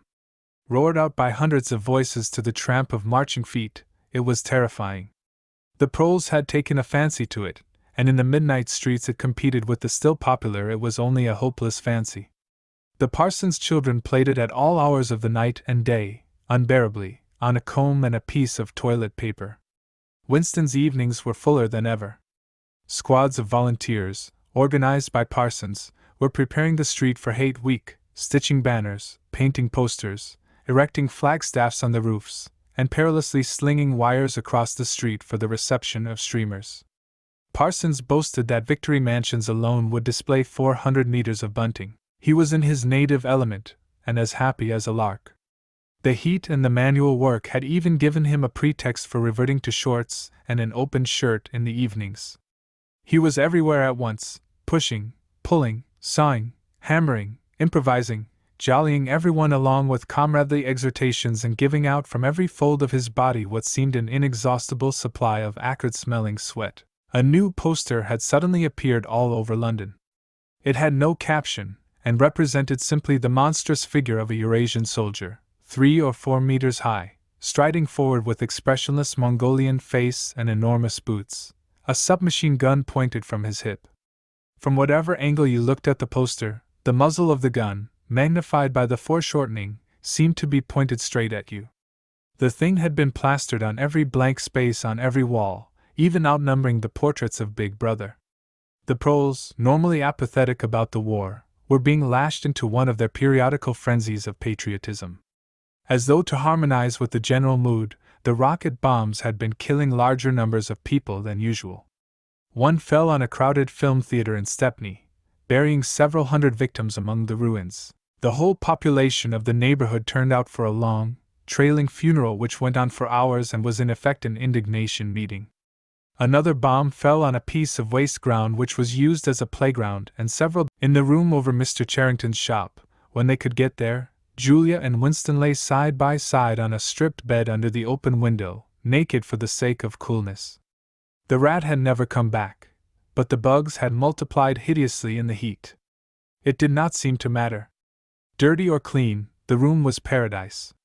As soon as they arrived, they would sprinkle everything with pepper bought on the black market, tear off their clothes, and make love with sweating bodies, then fall asleep and wake to find that the bugs had rallied and were massing for the counterattack. 4, 5, 6, 7 times they met during the month of June. Winston had dropped his habit of drinking gin at all hours. He seemed to have lost the need for it. He had grown fatter, his varicose ulcer had subsided, leaving only a brown stain on the skin above his ankle. His fits of coughing in the early morning had stopped. The process of life had ceased to be intolerable. He had no longer any impulse to make faces at the telescreen or shout curses at the top of his voice. Now that they had a secure hiding place, almost a home, it did not even seem a hardship that they could only meet infrequently and for a couple of hours at a time. What mattered was that the room over the junk shop should exist. To know that it was there, inviolate, was almost the same as being in it. The room was a world, a pocket of the past where extinct animals could walk. Mr. Charrington, thought Winston, was another extinct animal. He usually stopped to talk with Mr. Charrington for a few minutes on his way upstairs. The old man seemed seldom or never to go out of doors, and on the other hand to have almost no customers. He led a ghost-like existence between the tiny, dark shop and an even tinier back kitchen where he prepared his meals and which contained, among other things, an unbelievably ancient gramophone with an enormous horn. He seemed glad of the opportunity to talk. Wandering about among his worthless stock, with his long nose and thick spectacles and his bowed shoulders in the velvet jacket, he had always vaguely the air of being a collector rather than a tradesman. With a sort of faded enthusiasm he would finger this scrap of rubbish or that, a china bottle stopper, the painted lid of a broken snuff-box, a pinchbeck locket containing a strand of some long-dead baby's hair, never asking that Winston should buy it, merely that he should admire it. To talk to him was like listening to the tinkling of a worn-out musical box.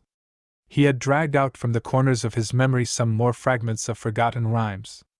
There was one about 24 blackbirds, and another about a cow with a crumpled horn, and another about the death of poor Cock Robin. "It just occurred to me you might be interested," he would say with a deprecating little laugh whenever he produced a new fragment.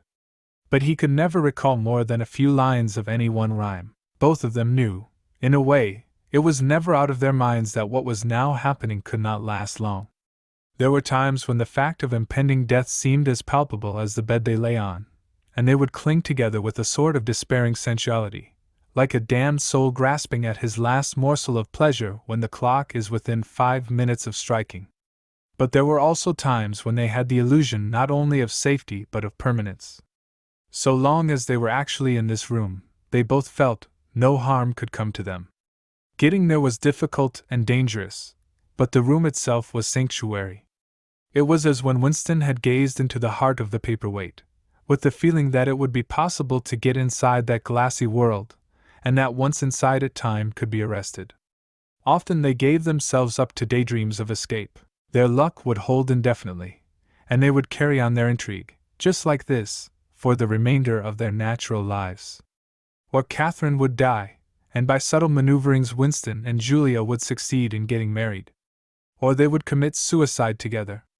Or they would disappear, alter themselves out of recognition, learn to speak with proletarian accents, get jobs in a factory and live out their lives undetected in a back street. It was all nonsense, as they both knew. In reality there was no escape.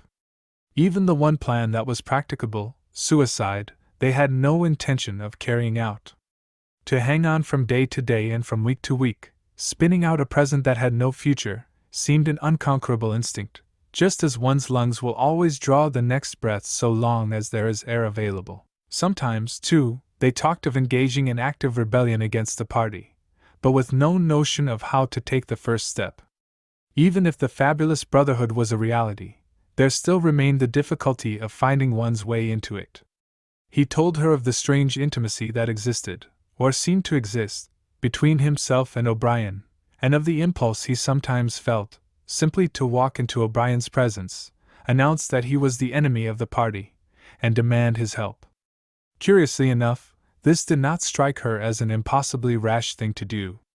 She was used to judging people by their faces, and it seemed natural to her that Winston should believe O'Brien to be trustworthy on the strength of a single flash of the eyes. Moreover, she took it for granted that everyone, or nearly everyone, secretly hated the party, and would break the rules if he thought it safe to do so. But she refused to believe that widespread, organized opposition existed or could exist. The tales about Goldstein and his underground army, she said, were simply a lot of rubbish which the party had invented for its own purposes and which you had to pretend to believe in. Times beyond number, at party rallies and spontaneous demonstrations, she had shouted at the top of her voice for the execution of people whose names she had never heard and in whose supposed crimes she had not the faintest belief. When public trials were happening, she had taken her place in the detachments from the Youth League who surrounded the courts from morning to night, chanting at intervals death to the traitors. During the 2 minutes' hate, she always excelled all others in shouting insults at Goldstein. Yet she had only the dimmest idea of who Goldstein was and what doctrines he was supposed to represent. She had grown up since the Revolution and was too young to remember the ideological battles of the 50s and 60s. Such a thing as an independent political movement was outside her imagination, and in any case the party was invincible. It would always exist, and it would always be the same.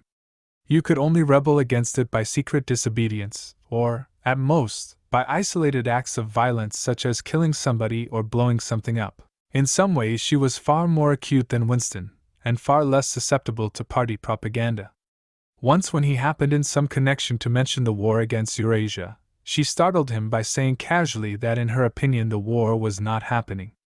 The rocket bombs which fell daily on London were probably fired by the government of Oceania itself, just to keep people frightened. This was an idea that had literally never occurred to him. She also stirred a sort of envy in him by telling him that during the 2 minutes' hate her great difficulty was to avoid bursting out laughing. But she only questioned the teachings of the party when they in some way touched upon her own life. Often she was ready to accept the official mythology, simply because the difference between truth and falsehood did not seem important to her. She believed, for instance, having learned it at school, that the party had invented aeroplanes. In his own school days, Winston remembered, in the late 50s, it was only the helicopter that the party claimed to have invented. A dozen years later, when Julia was at school, it was already claiming the aeroplane. 1 generation more, and it would be claiming the steam engine. And when he told her that aeroplanes had been in existence before he was born and long before the Revolution, the fact struck her as totally uninteresting. After all, what did it matter who had invented aeroplanes? It was rather more of a shock to him when he discovered from some chance remark that she did not remember that Oceania, 4 years ago, had been at war with East Asia and at peace with Eurasia. It was true that she regarded the whole war as a sham, but apparently she had not even noticed that the name of the enemy had changed. "I thought we'd always been at war with Eurasia," she said vaguely. It frightened him a little. The invention of aeroplanes dated from long before her birth, but the switchover in the war had happened only 4 years ago, well after she was grown up. He argued with her about it for perhaps a quarter of an hour. In the end he succeeded in forcing her memory back until she did dimly recall that at one time East Asia and not Eurasia had been the enemy. But the issue still struck her as unimportant. "Who cares?" she said impatiently. "It's always one bloody war after another, and one knows the news is all lies anyway."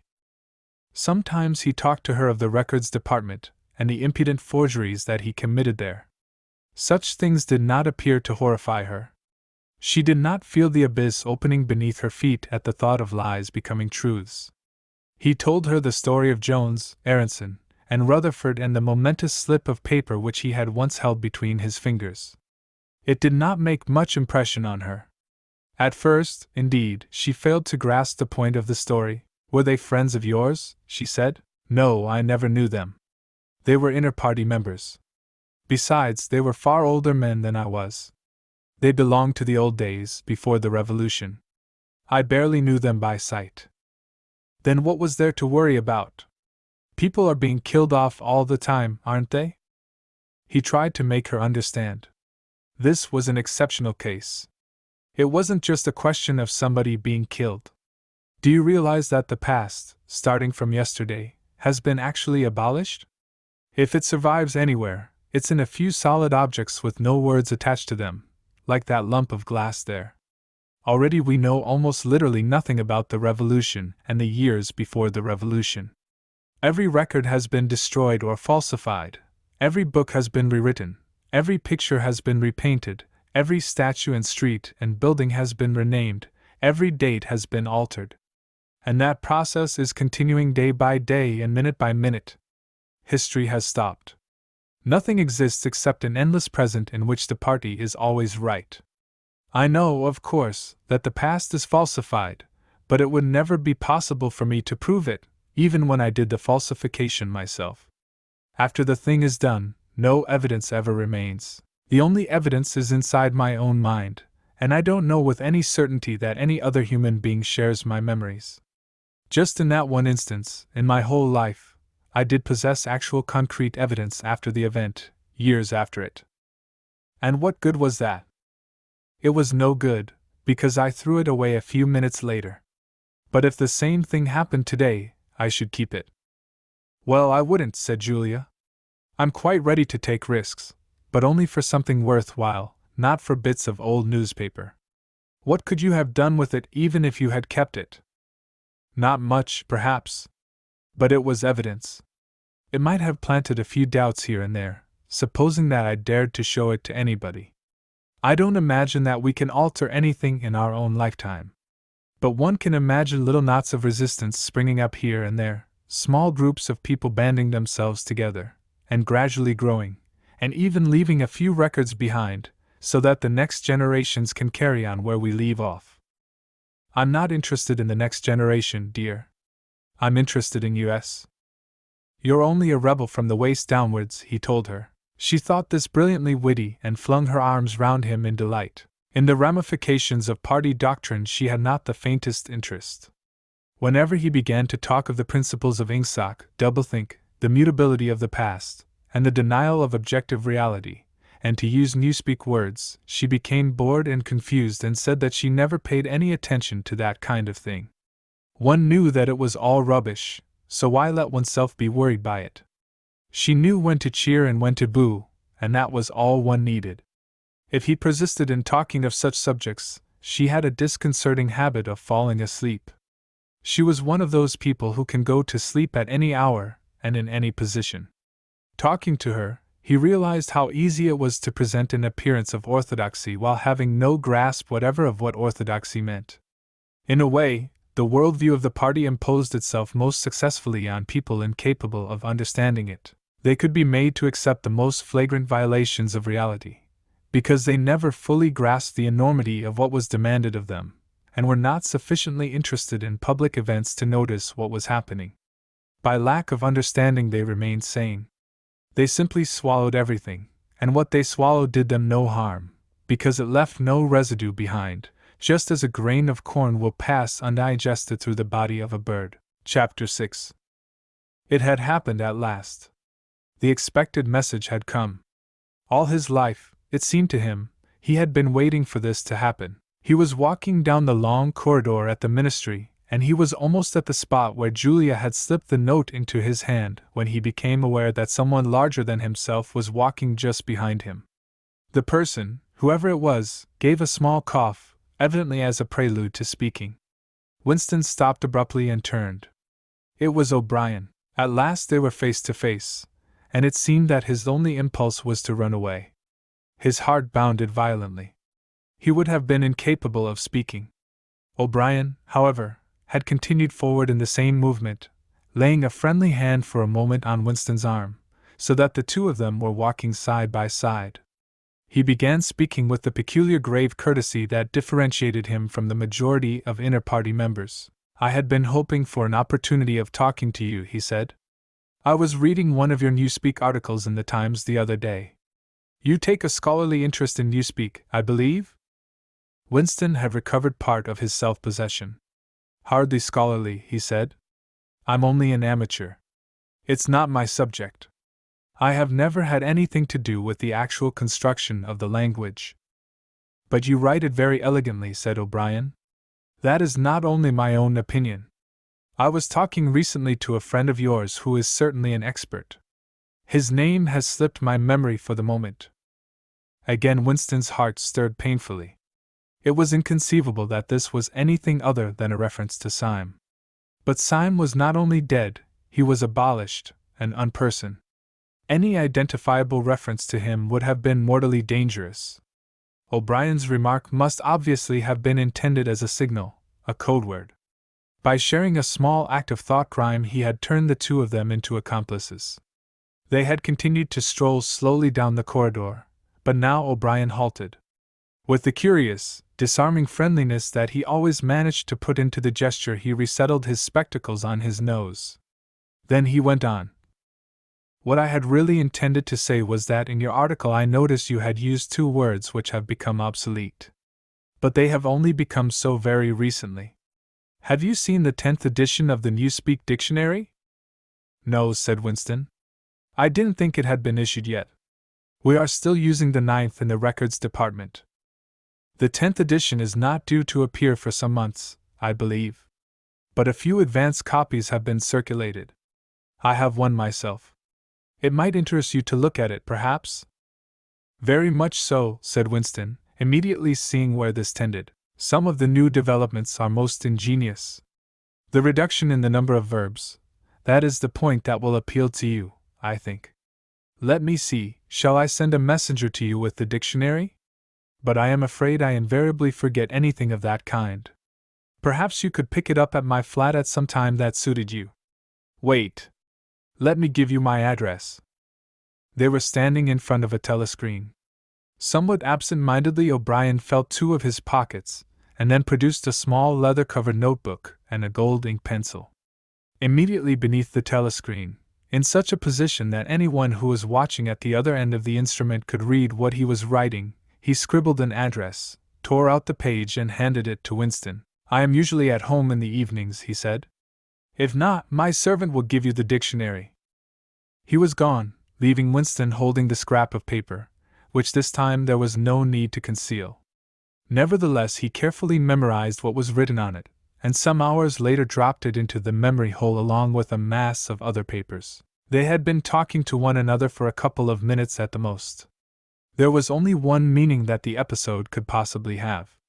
It had been contrived as a way of letting Winston know O'Brien's address. This was necessary, because except by direct inquiry it was never possible to discover where anyone lived. There were no directories of any kind. If you ever want to see me, this is where I can be found, was what O'Brien had been saying to him. Perhaps there would even be a message concealed somewhere in the dictionary. But at any rate, one thing was certain.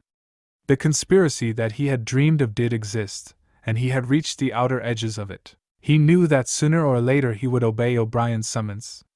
Perhaps tomorrow, perhaps after a long delay, he was not certain. What was happening was only the working out of a process that had started years ago. The first step had been a secret, involuntary thought, the second had been the opening of the diary. He had moved from thoughts to words, and now from words to actions. The last step was something that would happen in the ministry of love. He had accepted it. The end was contained in the beginning. But it was frightening, or, more exactly, it was like a foretaste of death, like being a little less alive. Even while he was speaking to O'Brien, when the meaning of the words had sunk in, a chilly, shuddering feeling had taken possession of his body. He had the sensation of stepping into the dampness of a grave, and it was not much better because he had always known that the grave was there and waiting for him. Chapter 7. Winston had woken up with his eyes full of tears.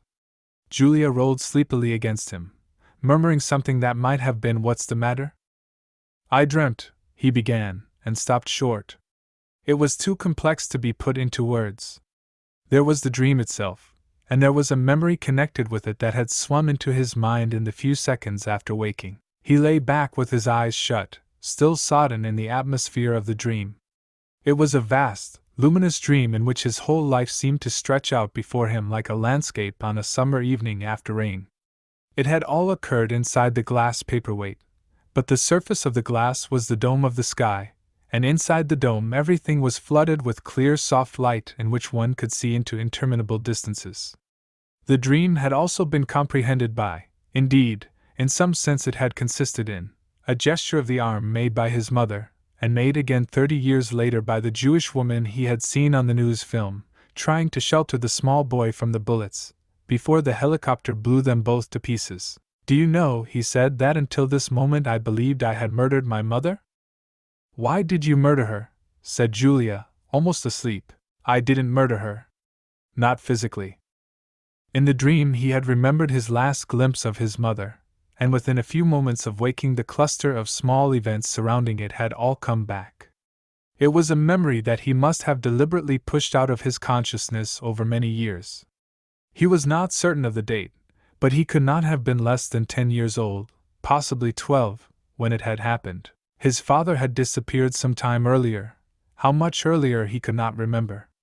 He remembered better the rackety, uneasy circumstances of the time, the periodical panics about air raids and the sheltering in tube stations, the piles of rubble everywhere, the unintelligible proclamations posted at street corners, the gangs of youths in shirts all the same color, the enormous queues outside the bakeries, the intermittent machine gun fire in the distance, above all, the fact that there was never enough to eat.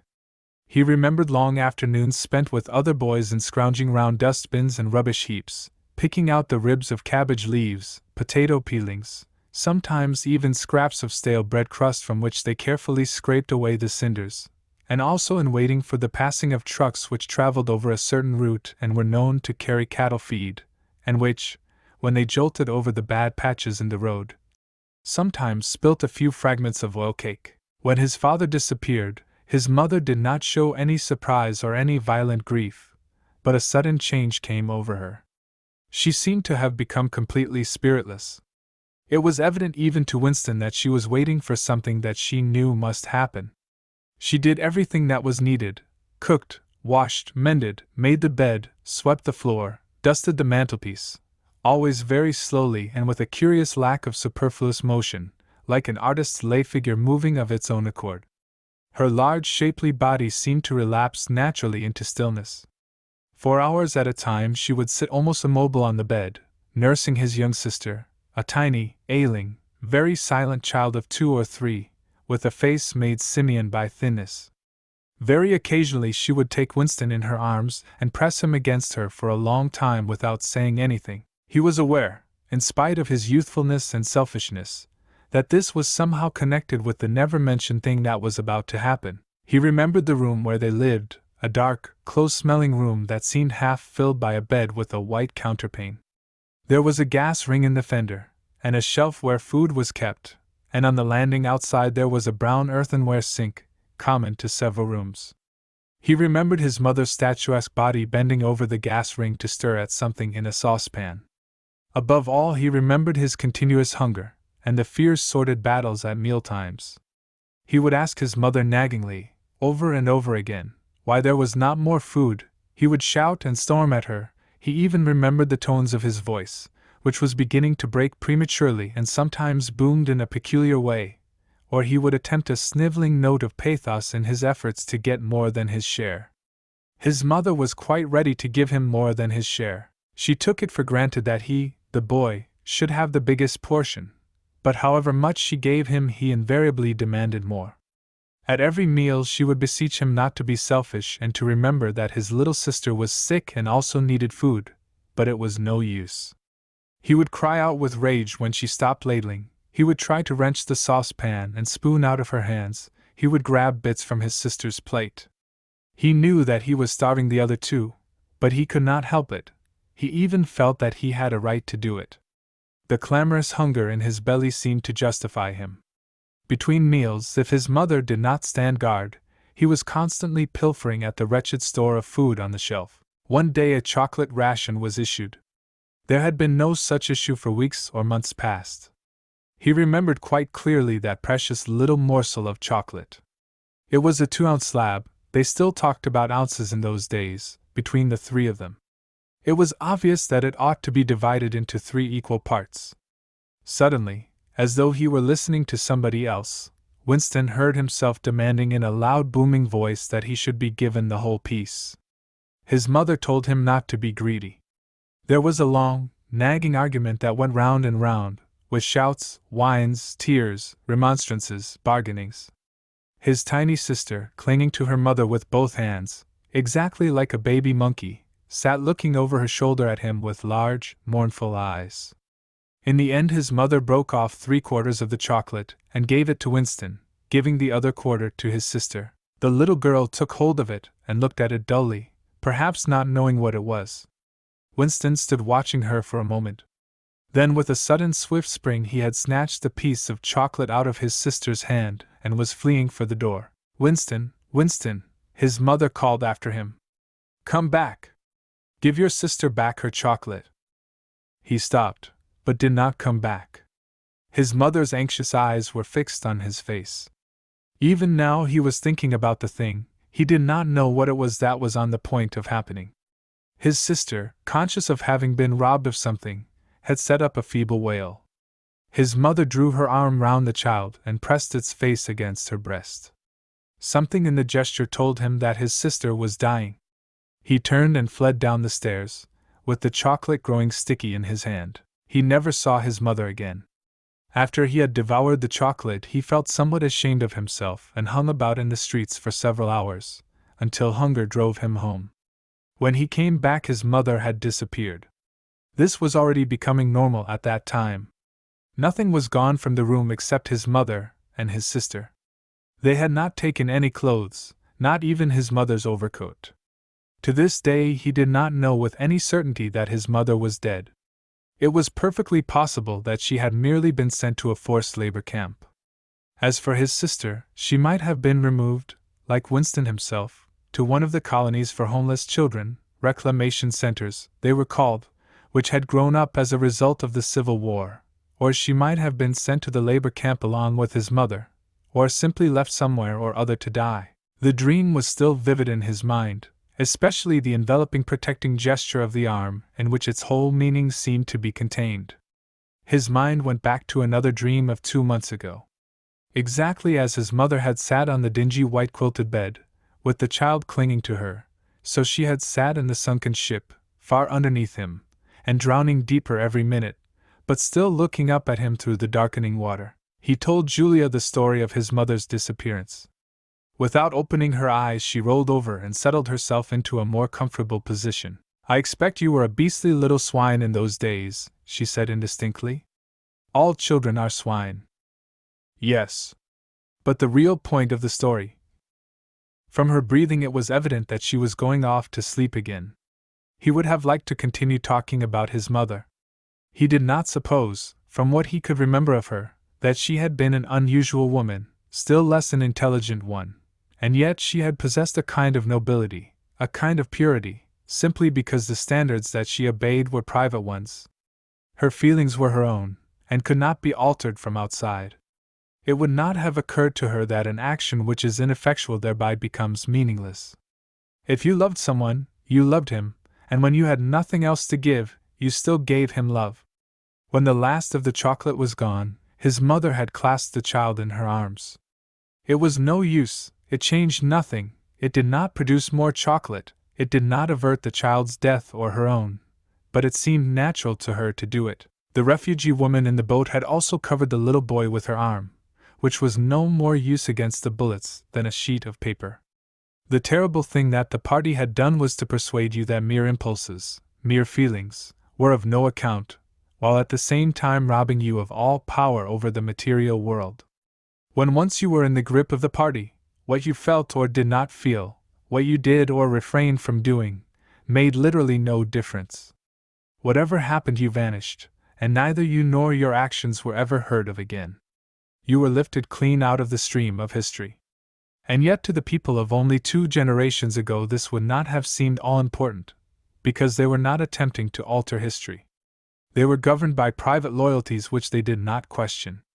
What mattered were individual relationships, and a completely helpless gesture, an embrace, a tear, a word spoken to a dying man, could have value in itself. The proles, it suddenly occurred to him, had remained in this condition. They were not loyal to a party or a country or an idea, they were loyal to one another. For the first time in his life he did not despise the proles or think of them merely as an inert force which would one day spring to life and regenerate the world. The proles had stayed human. They had not become hardened inside. They had held on to the primitive emotions which he himself had to relearn by conscious effort. And in thinking this he remembered, without apparent relevance, how a few weeks ago he had seen a severed hand lying on the pavement, and had kicked it into the gutter as though it had been a cabbage stalk. The proles are human beings, he said aloud. We are not human. Why not? Said Julia, who had woken up again. He thought for a little while. Has it ever occurred to you, he said, that the best thing for us to do would be simply to walk out of here before it's too late, and never see each other again? Yes, dear, it has occurred to me, several times. But I'm not going to do it, all the same. We've been lucky, he said, but it can't last much longer. You're young. You look normal and innocent. If you keep clear of people like me, you might stay alive for another 50 years. No. I've thought it all out. What you do, I'm going to do. And don't be too downhearted. I'm rather good at staying alive. We may be together for another 6 months, a year, there's no knowing. At the end we're certain to be apart. Do you realize how utterly alone we shall be? When once they get hold of us there will be nothing, literally nothing, that either of us can do for the other. If I confess, they'll shoot you, and if I refuse to confess, they'll shoot you just the same. Nothing that I can do or say, or stop myself from saying, will put off your death for as much as 5 minutes. Neither of us will even know whether the other is alive or dead. We shall be utterly without power of any kind. The one thing that matters is that we shouldn't betray one another, although even that can't make the slightest difference. If you mean confessing, she said, we shall do that, right enough. Everybody always confesses. You can't help it. They torture you. I don't mean confessing. Confession is not betrayal. What you say or do doesn't matter, only feelings matter. If they could make me stop loving you, that would be the real betrayal. She thought it over. They can't do that, she said finally. It's the one thing they can't do. They can make you say anything, but they can't make you believe it. They can't get inside you. No, he said a little more hopefully, no, that's quite true. They can't get inside you. If you can feel that staying human is worthwhile, even when it can't have any result whatever, you've beaten them. He thought of the telescreen with its never-sleeping ear. They could spy upon you night and day, but if you kept your head you could still outwit them. With all their cleverness they had never mastered the secret of finding out what another human being was thinking. Perhaps that was less true when you were actually in their hands. One did not know what happened inside the Ministry of Love, but it was possible to guess: tortures, drugs, delicate instruments that registered your nervous reactions, gradual wearing down by sleeplessness and solitude and persistent questioning. Facts, at any rate, could not be kept hidden. They could be tracked down by inquiry, they could be squeezed out of you by torture. But if the object was not to stay alive but to stay human, what difference? They could lay bare in the utmost detail everything that you had done or said or thought, but the inner heart, whose workings were mysterious even to yourself, remained impregnable. Chapter 8. They had done it at last. The room they were standing in was long-shaped and softly lit.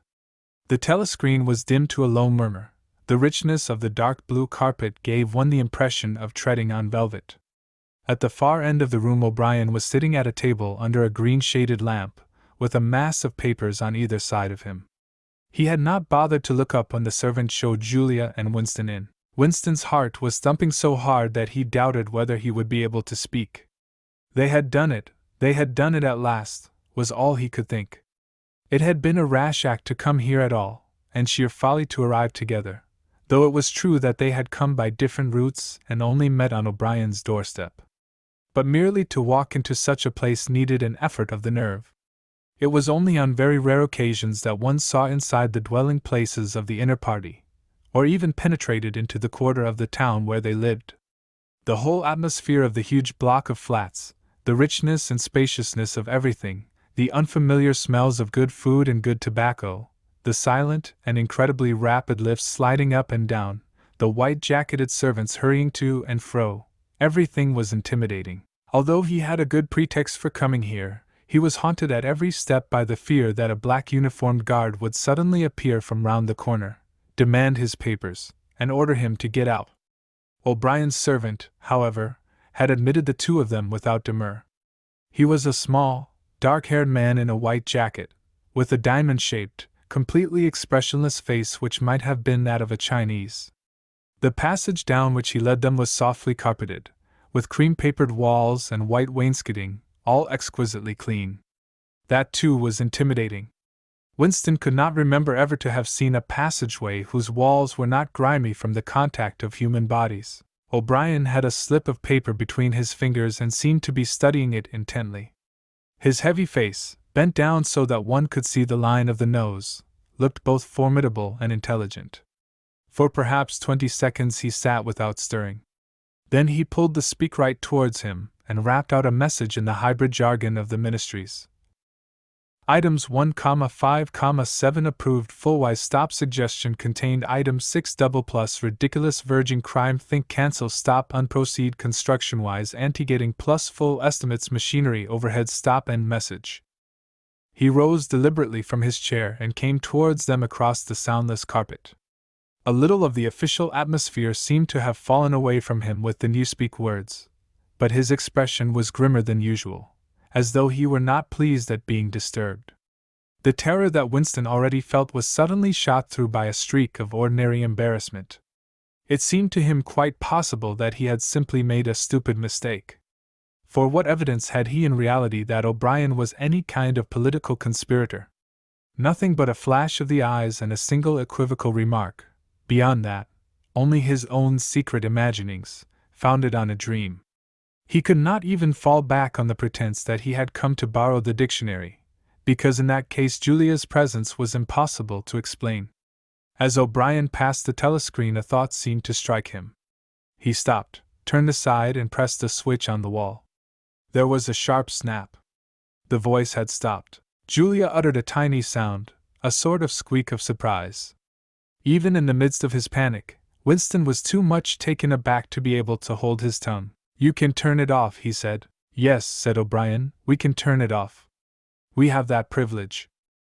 He was opposite them now. His solid form towered over the pair of them, and the expression on his face was still indecipherable. He was waiting, somewhat sternly, for Winston to speak, but about what? Even now it was quite conceivable that he was simply a busy man wondering irritably why he had been interrupted. Nobody spoke. After the stopping of the telescreen, the room seemed deadly silent. The seconds marched past, enormous. With difficulty Winston continued to keep his eyes fixed on O'Brien's. Then suddenly the grim face broke down into what might have been the beginnings of a smile. With his characteristic gesture O'Brien resettled his spectacles on his nose. "Shall I say it, or will you?" he said. "I will say it," said Winston promptly. "That thing is really turned off." "Yes, everything is turned off. We are alone. We have come here because—" He paused, realizing for the first time the vagueness of his own motives. Since he did not in fact know what kind of help he expected from O'Brien, it was not easy to say why he had come here. He went on, conscious that what he was saying must sound both feeble and pretentious. "We believe that there is some kind of conspiracy, some kind of secret organization working against the party, and that you are involved in it. We want to join it and work for it. We are enemies of the party. We disbelieve in the principles of Ingsoc. We are thought criminals. We are also adulterers. I tell you this because we want to put ourselves at your mercy. If you want us to incriminate ourselves in any other way, we are ready." He stopped and glanced over his shoulder, with the feeling that the door had opened. Sure enough, the little yellow-faced servant had come in without knocking. Winston saw that he was carrying a tray with a decanter and glasses. "Martin is one of us," said O'Brien impassively. "Bring the drinks over here, Martin. Put them on the round table. Have we enough chairs? Then we may as well sit down and talk in comfort. Bring a chair for yourself, Martin. This is business. You can stop being a servant for the next 10 minutes. The little man sat down, quite at his ease, and yet still with a servant-like air, the air of a valet enjoying a privilege. Winston regarded him out of the corner of his eye. It struck him that the man's whole life was playing a part, and that he felt it to be dangerous to drop his assumed personality even for a moment. O'Brien took the decanter by the neck and filled up the glasses with the dark red liquid. It aroused in Winston dim memories of something seen long ago on a wall or a hoarding, a vast bottle composed of electric lights which seemed to move up and down and pour its contents into a glass. Seen from the top, the stuff looked almost black, but in the decanter it gleamed like a ruby. It had a sour, sweet smell. He saw Julia pick up her glass and sniff at it with frank curiosity. "It is called wine," said O'Brien with a faint smile. "You will have read about it in books, no doubt. Not much of it gets to the outer party, I am afraid." His face grew solemn again, and he raised his glass. "I think it is fitting that we should begin by drinking a health. To our leader, to Emmanuel Goldstein." Winston took up his glass with a certain eagerness.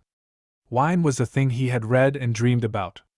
Like the glass paperweight or Mr. Charrington's half-remembered rhymes, it belonged to the vanished, romantic past, the olden time as he liked to call it in his secret thoughts. For some reason he had always thought of wine as having an intensely sweet taste, like that of blackberry jam, and an immediate intoxicating effect. Actually, when he came to swallow it, the stuff was distinctly disappointing. The truth was that after years of gin drinking he could barely taste it. He set down the empty glass. "Then there is such a person as Goldstein," he said. "Yes, there is such a person, and he is alive. Where, I do not know." "And the conspiracy, the organization? Is it real? It is not simply an invention of the thought police?" "No, it is real. The Brotherhood, we call it. You will never learn much more about the Brotherhood than that it exists, and that you belong to it. I will come back to that presently." He looked at his wrist watch. "It is unwise even for members of the inner party to turn off the telescreen for more than half an hour. You ought not to have come here together, and you will have to leave separately. You, comrade," he bowed his head to Julia, "will leave first. We have about 20 minutes at our disposal. You will understand that I must start by asking you certain questions. In general terms, what are you prepared to do?" "Anything that we are capable of," said Winston. O'Brien had turned himself a little in his chair so that he was facing Winston. He almost ignored Julia, seeming to take it for granted that Winston could speak for her. For a moment the lids flitted down over his eyes. He began asking his questions in a low, expressionless voice, as though this were a routine, a sort of catechism, most of whose answers were known to him already. "You are prepared to give your lives?" "Yes." "You are prepared to commit murder?" "Yes." "To commit acts of sabotage which may cause the death of hundreds of innocent people?" "Yes." "To betray your country to foreign powers?" "Yes."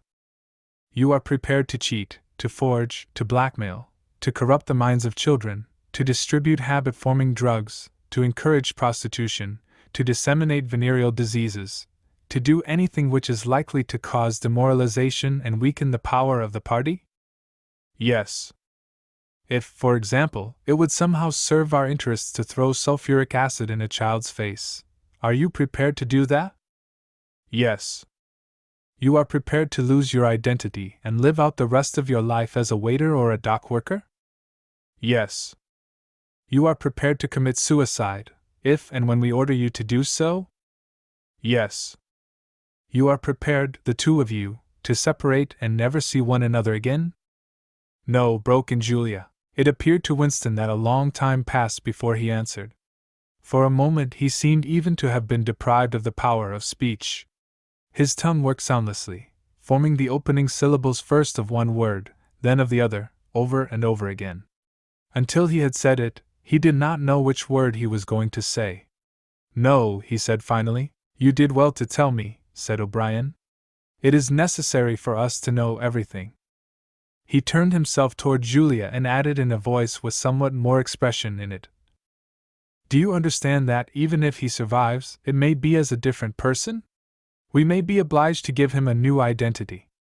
His face, his movements, the shape of his hands, the color of his hair, even his voice would be different. And you yourself might have become a different person. Our surgeons can alter people beyond recognition. Sometimes it is necessary.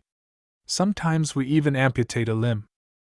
Winston could not help snatching another sidelong glance at Martin's Mongolian face. There were no scars that he could see. Julia had turned a shade paler, so that her freckles were showing, but she faced O'Brien boldly. She murmured something that seemed to be assent. Good. Then that is settled. There was a silver box of cigarettes on the table.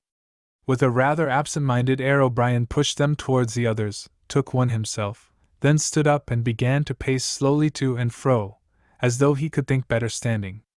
They were very good cigarettes, very thick and well packed, with an unfamiliar silkiness in the paper. O'Brien looked at his wristwatch again. You had better go back to your pantry, Martin, he said. I shall switch on in a quarter of an hour. Take a good look at these comrades' faces before you go. You will be seeing them again. I may not. Exactly as they had done at the front door, the little man's dark eyes flickered over their faces. There was not a trace of friendliness in his manner.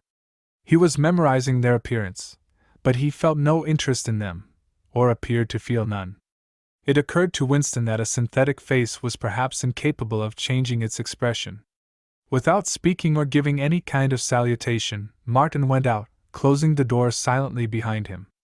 O'Brien was strolling up and down, one hand in the pocket of his black overalls, the other holding his cigarette. You understand, he said, that you will be fighting in the dark? You will always be in the dark.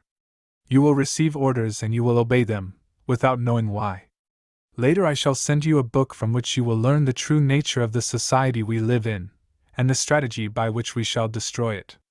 When you have read the book, you will be full members of the Brotherhood. But between the general aims that we are fighting for and the immediate tasks of the moment, you will never know anything. I tell you that the Brotherhood exists, but I cannot tell you whether it numbers 100 members, or 10 million. From your personal knowledge you will never be able to say that it numbers even as many as a dozen.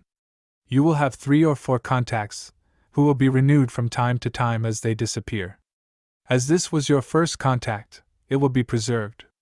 When you receive orders, they will come from me. If we find it necessary to communicate with you, it will be through Martin. When you are finally caught, you will confess. That is unavoidable. But you will have very little to confess, other than your own actions. You will not be able to betray more than a handful of unimportant people. Probably you will not even betray me. By that time I may be dead, or I shall have become a different person, with a different face. He continued to move to and fro over the soft carpet. In spite of the bulkiness of his body, there was a remarkable grace in his movements. It came out even in the gesture with which he thrust a hand into his pocket, or manipulated a cigarette. More even than of strength, he gave an impression of confidence, and of an understanding tinged by irony. However much in earnest he might be, he had nothing of the single-mindedness that belongs to a fanatic. When he spoke of murder, suicide, venereal disease, amputated limbs, and altered faces, it was with a faint air of persiflage. This is unavoidable, his voice seemed to say, this is what we have got to do, unflinchingly. But this is not what we shall be doing when life is worth living again.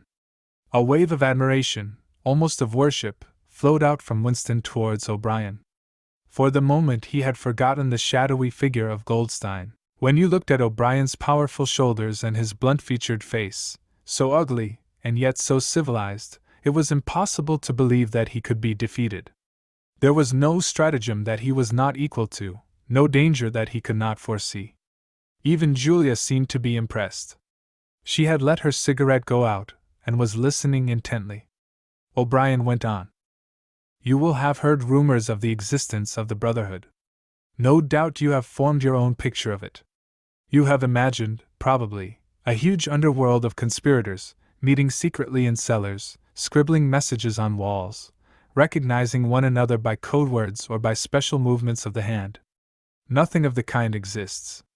The members of the Brotherhood have no way of recognizing one another, and it is impossible for any one member to be aware of the identity of more than a few others.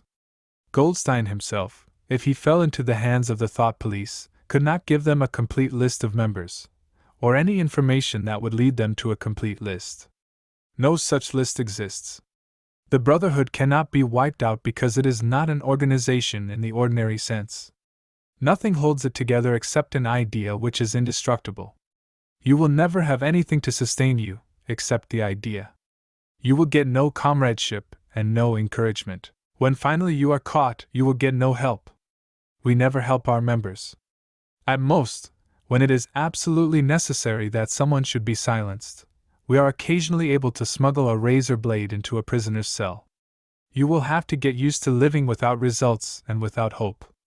You will work for a while, you will be caught, you will confess, and then you will die. Those are the only results that you will ever see. There is no possibility that any perceptible change will happen within our own lifetime. We are the dead. Our only true life is in the future. We shall take part in it as handfuls of dust and splinters of bone. But how far away that future may be, there is no knowing. It might be 1,000 years. At present, nothing is possible except to extend the area of sanity little by little. We cannot act collectively. We can only spread our knowledge outwards from individual to individual, generation after generation. In the face of the thought police, there is no other way. He halted and looked for the third time at his wrist watch. "It is almost time for you to leave, comrade," he said to Julia. "Wait. The decanter is still half full." He filled the glasses and raised his own glass by the stem. "What shall it be this time?" he said, still with the same faint suggestion of irony. "To the confusion of the thought police? To the death of Big Brother? To humanity? To the future?" "To the past," said Winston. "The past is more important," agreed O'Brien gravely. They emptied their glasses, and a moment later Julia stood up to go. O'Brien took a small box from the top of a cabinet and handed her a flat white tablet which he told her to place on her tongue. It was important, he said, not to go out smelling of wine. The lift attendants were very observant. As soon as the door had shut behind her, he appeared to forget her existence. He took another pace or two up and down, then stopped. "There are details to be settled," he said. "I assume that you have a hiding place of some kind?" Winston explained about the room over Mr. Charrington's shop. "That will do for the moment. Later we will arrange something else for you. It is important to change one's hiding place frequently. Meanwhile, I shall send you a copy of the book, even O'Brien, as a rule, yes." "What is it like?" "Black, very shabby. With 2 straps. Black, 2 straps, very shabby, good. One day in the fairly near future, I cannot give a date, one of the messages among your morning's work will contain a misprinted word, and you will have to ask for a repeat. On the following day you will go to work without your briefcase. At some time during the day, in the street, a man will touch you on the arm and say, 'I think you have dropped your briefcase.' The one he gives you will contain a copy of Goldstein's book. You will return it within 14 days. They were silent for a moment. "There are a couple of minutes before you need go," said O'Brien. "We shall meet again, if we do meet again." Winston looked up at him. "In the place where there is no darkness?" he said hesitantly. O'Brien nodded without appearance of surprise. "In the place where there is no darkness," he said, as though he had recognized the allusion. "And in the meantime, is there anything that you wish to say before you leave? Any message? Any question?" Winston thought. There did not seem to be any further question that he wanted to ask, still less did he feel any impulse to utter high-sounding generalities. Instead of anything directly connected with O'Brien or the Brotherhood, there came into his mind a sort of composite picture of the dark bedroom where his mother had spent her last days, and the little room over Mr. Charrington's shop, and the glass paperweight, and the steel engraving in its rosewood frame. Almost at random he said, "Did you ever happen to hear an old rhyme that begins, 'Oranges and lemons, say the bells of St. Clement's'?" Again O'Brien nodded. With a sort of grave courtesy he completed the stanza. "Oranges and lemons, say the bells of St. Clement's. You owe me 3 farthings, say the bells of St. Martin's. When will you pay me? Say the bells of Old Bailey. When I grow rich, say the bells of Shoreditch." You knew the last line, said Winston. Yes, I knew the last line. And now, I am afraid, it is time for you to go. But wait. You had better let me give you one of these tablets. As Winston stood up, O'Brien held out a hand. His powerful grip crushed the bones of Winston's palm. At the door, Winston looked back, but O'Brien seemed already to be in process of putting him out of mind. He was waiting with his hand on the switch that controlled the telescreen. Beyond him, Winston could see the writing table with its green-shaded lamp and the speak-right, and the wire baskets deep laden with papers. The incident was closed. Within 30 seconds, it occurred to him, O'Brien would be back at his interrupted and important work on behalf of the party. Chapter 9. Winston was gelatinous with fatigue. Gelatinous was the right word. It had come into his head spontaneously. His body seemed to have not only the weakness of a jelly, but its translucency. He felt that if he held up his hand he would be able to see the light through it. All the blood and lymph had been drained out of him by an enormous debauch of work, leaving only a frail structure of nerves, bones, and skin. All sensations seemed to be magnified. His overalls fretted his shoulders, the pavement tickled his feet, even the opening and closing of a hand was an effort that made his joints creak. He had worked more than 90 hours in 5 days. So had everyone else in the ministry. Now it was all over, and he had literally nothing to do, no party work of any description, until tomorrow morning. He could spend 6 hours in the hiding place, and another 9 in his own bed. Slowly, in mild afternoon sunshine, he walked up a dingy street in the direction of Mr. Charrington's shop, keeping one eye open for the patrols, but irrationally convinced that this afternoon there was no danger of anyone interfering with him. The heavy briefcase that he was carrying bumped against his knee at each step, sending a tingling sensation up and down the skin of his leg. Inside it was the book, which he had now had in his possession for 6 days and had not yet opened, nor even looked at. On the 6th day of Hate Week, after the processions, the speeches, the shouting, the singing, the banners, the posters, the films, the waxworks, the rolling of drums and squealing of trumpets, the tramp of marching feet, the grinding of the caterpillars of tanks, the roar of massed planes, the booming of guns, after 6 days of this, when the great orgasm was quivering to its climax and the general hatred of Eurasia had boiled up into such delirium that if the crowd could have got their hands on the 2,000 Eurasian war criminals who were to be publicly hanged on the last day of the proceedings, they would unquestionably have torn them to pieces. At just this moment it had been announced that Oceania was not after all at war with Eurasia. Oceania was at war with East Asia. Eurasia was an ally. There was, of course, no admission that any change had taken place.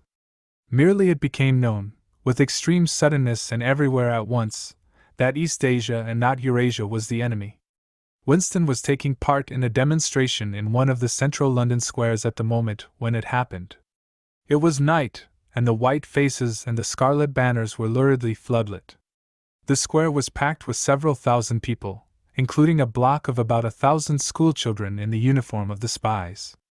On a scarlet-draped platform, an orator of the inner party, a small lean man with disproportionately long arms and a large, bald skull over which a few lank locks straggled, was haranguing the crowd.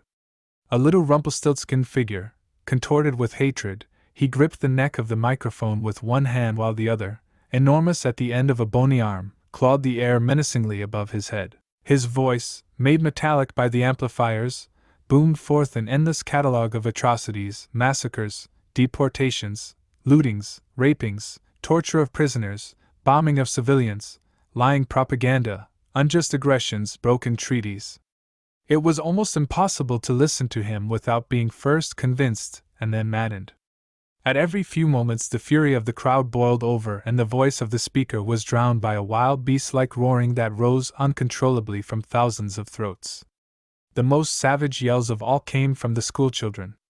The speech had been proceeding for perhaps 20 minutes when a messenger hurried onto the platform and a scrap of paper was slipped into the speaker's hand.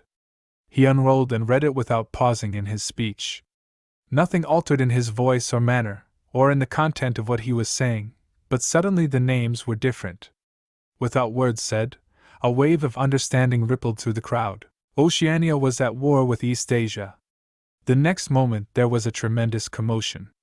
The banners and posters with which the square was decorated were all wrong. Quite half of them had the wrong faces on them. It was sabotage. The agents of Goldstein had been at work. There was a riotous interlude while posters were ripped from the walls, banners torn to shreds and trampled underfoot. The spies performed prodigies of activity in clambering over the rooftops and cutting the streamers that fluttered from the chimneys. But within 2 or 3 minutes it was all over. The orator, still gripping the neck of the microphone, his shoulders hunched forward, his free hand clawing at the air, had gone straight on with his speech. 1 minute more, and the feral roars of rage were again bursting from the crowd. The hate continued exactly as before, except that the target had been changed. The thing that impressed Winston in looking back was that the speaker had switched from one line to the other actually in mid-sentence, not only without a pause, but without even breaking the syntax. But at the moment he had other things to preoccupy him. It was during the moment of disorder, while the posters were being torn down, that a man whose face he did not see had tapped him on the shoulder and said, "Excuse me, I think you've dropped your briefcase." He took the briefcase abstractedly, without speaking. He knew that it would be days before he had an opportunity to look inside it. The instant that the demonstration was over he went straight to the Ministry of Truth, though the time was now nearly 23 hours. The entire staff of the ministry had done likewise. The orders already issuing from the telescreen, recalling them to their posts, were hardly necessary. Oceania was at war with East Asia. Oceania had always been at war with East Asia. A large part of the political literature of 5 years was now completely obsolete. Reports and records of all kinds, newspapers, books, pamphlets, films, soundtracks, photographs, all had to be rectified at lightning speed. Although no directive was ever issued, it was known that the chiefs of the department intended that within 1 week no reference to the war with Eurasia, or the alliance with East Asia, should remain in existence anywhere. The work was overwhelming, all the more so because the processes that it involved could not be called by their true names. Everyone in the records department worked 18 hours in the 24, with 2 3-hour snatches of sleep. Mattresses were brought up from the cellars and pitched all over the corridors. Meals consisted of sandwiches and Victory coffee wheeled round on trolleys by attendants from the canteen. Each time that Winston broke off for one of his spells of sleep he tried to leave his desk clear of work, and each time that he crawled back sticky-eyed and aching, it was to find that another shower of paper cylinders had covered the desk like a snowdrift, half burying the speak right and overflowing onto the floor, so that the first job was always to stack them into a neat enough pile to give him room to work. What was worst of all was that the work was by no means purely mechanical. Often it was enough merely to substitute one name for another, but any detailed report of events demanded care and imagination. Even the geographical knowledge that one needed in transferring the war from one part of the world to another was considerable. By the third day his eyes ached unbearably and his spectacles needed wiping every few minutes. It was like struggling with some crushing physical task, something which one had the right to refuse and which one was nevertheless neurotically anxious to accomplish. In so far as he had time to remember it, he was not troubled by the fact that every word he murmured into the speak right, every stroke of his ink pencil, was a deliberate lie. He was as anxious as anyone else in the department that the forgery should be perfect. On the morning of the 6th day the dribble of cylinders slowed down. For as much as half an hour nothing came out of the tube, then one more cylinder, then nothing. Everywhere at about the same time the work was easing off. A deep and as it were secret sigh went through the department. A mighty deed, which could never be mentioned, had been achieved. It was now impossible for any human being to prove by documentary evidence that the war with Eurasia had ever happened. At 1200 it was unexpectedly announced that all workers in the ministry were free till tomorrow morning. Winston, still carrying the briefcase containing the book, which had remained between his feet while he worked and under his body while he slept, went home, shaved himself, and almost fell asleep in his bath, although the water was barely more than tepid. With a sort of voluptuous creaking in his joints he climbed the stair above Mr. Charrington's shop. He was tired, but not sleepy any longer. He opened the window, lit the dirty little oil stove and put on a pan of water for coffee. Julia would arrive presently. Meanwhile there was the book. He sat down in the sluttish armchair and undid the straps of the briefcase. A heavy black volume, amateurishly bound, with no name or title on the cover. The print also looked slightly irregular. The pages were worn at the edges, and fell apart, easily, as though the book had passed through many hands. The inscription on the title page ran: The Theory and Practice of Oligarchical Collectivism. By Emanuel Goldstein. Winston began reading. Chapter 1. Ignorance is Strength. Throughout recorded time, and probably since the end of the Neolithic Age, there have been three kinds of people in the world: the high, the middle, and the low. They have been subdivided in many ways, they have borne countless different names, and their relative numbers, as well as their attitude towards one another, have varied from age to age, but the essential structure of society has never altered. Even after enormous upheavals and seemingly irrevocable changes, the same pattern has always reasserted itself, just as a gyroscope will always return to equilibrium, however far it is pushed one way or the other. The aims of these groups are entirely irreconcilable. Winston stopped reading, chiefly in order to appreciate the fact that he was reading, in comfort and safety. He was alone, no telescreen, no ear at the keyhole, no nervous impulse to glance over his shoulder or cover the page with his hand. The sweet summer air played against his cheek. From somewhere far away there floated the faint shouts of children. In the room itself there was no sound except the insect voice of the clock. He settled deeper into the armchair and put his feet up on the fender.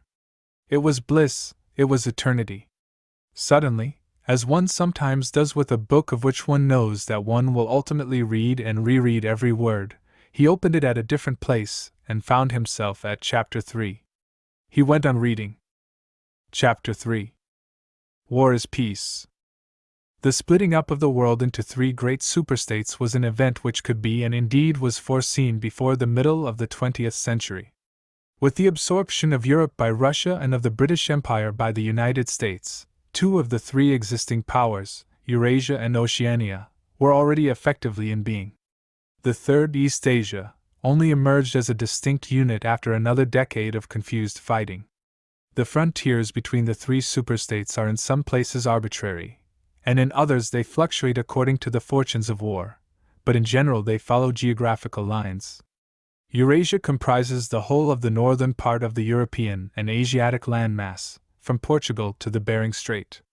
Oceania comprises the Americas, the Atlantic islands including the British Isles, Australasia, and the southern portion of Africa. East Asia, smaller than the others and with a less definite western frontier, comprises China and the countries to the south of it, the Japanese islands and a large but fluctuating portion of Manchuria, Mongolia, and Tibet. In one combination or another, these three superstates are permanently at war, and have been so for the past 25 years.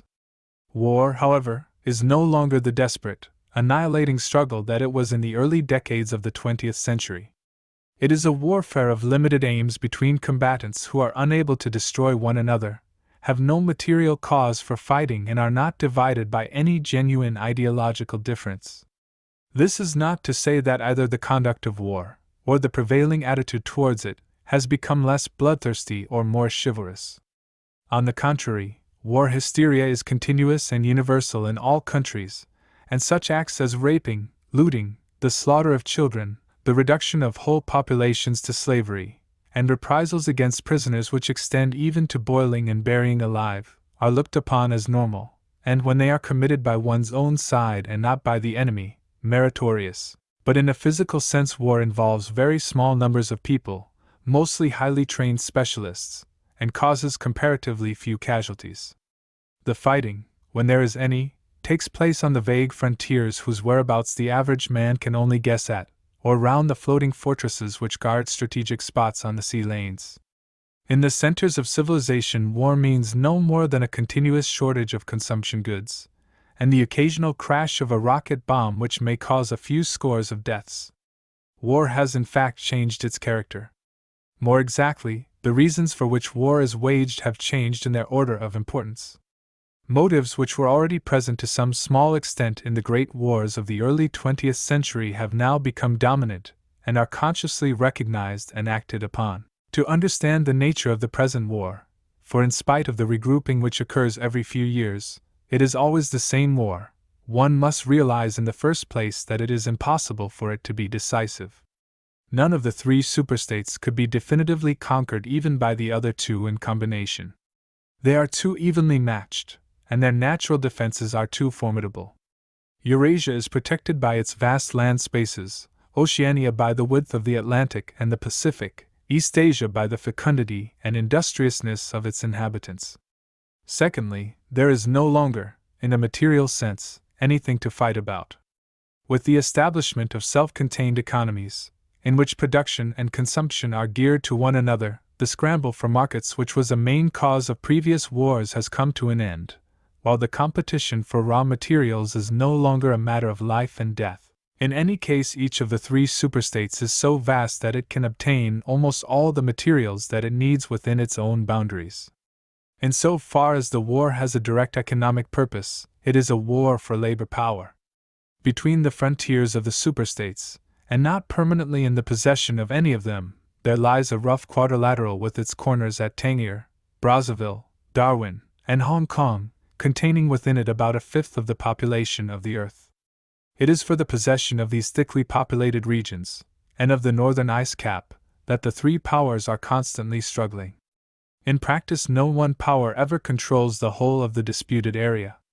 Portions of it are constantly changing hands, and it is the chance of seizing this or that fragment by a sudden stroke of treachery that dictates the endless changes of alignment.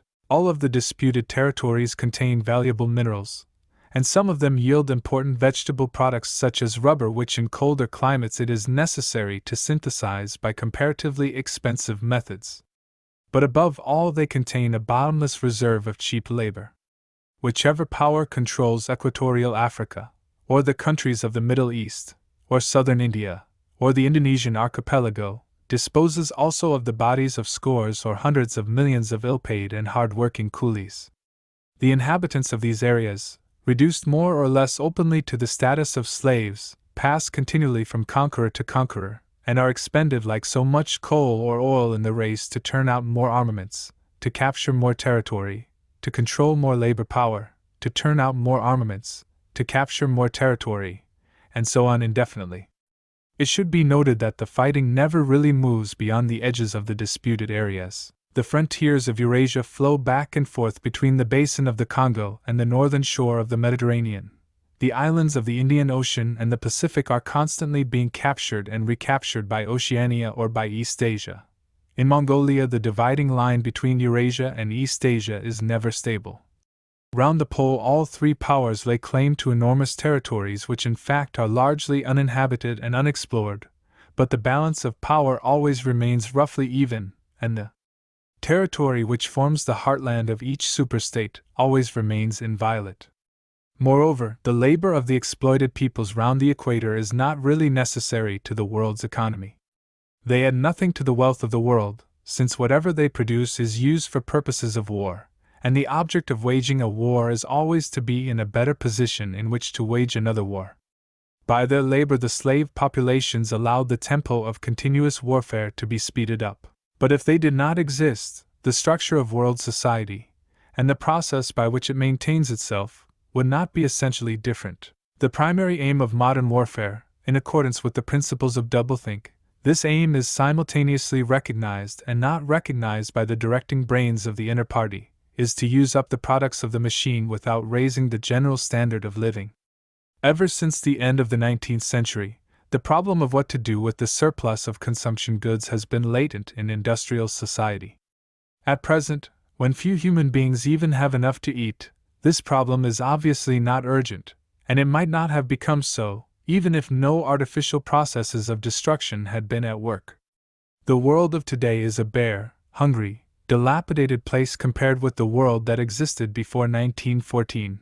And still more so if compared with the imaginary future to which the people of that period looked forward. In the early 20th century, the vision of a future society unbelievably rich, leisured, orderly, and efficient, a glittering antiseptic world of glass and steel and snow-white concrete, was part of the consciousness of nearly every literate person.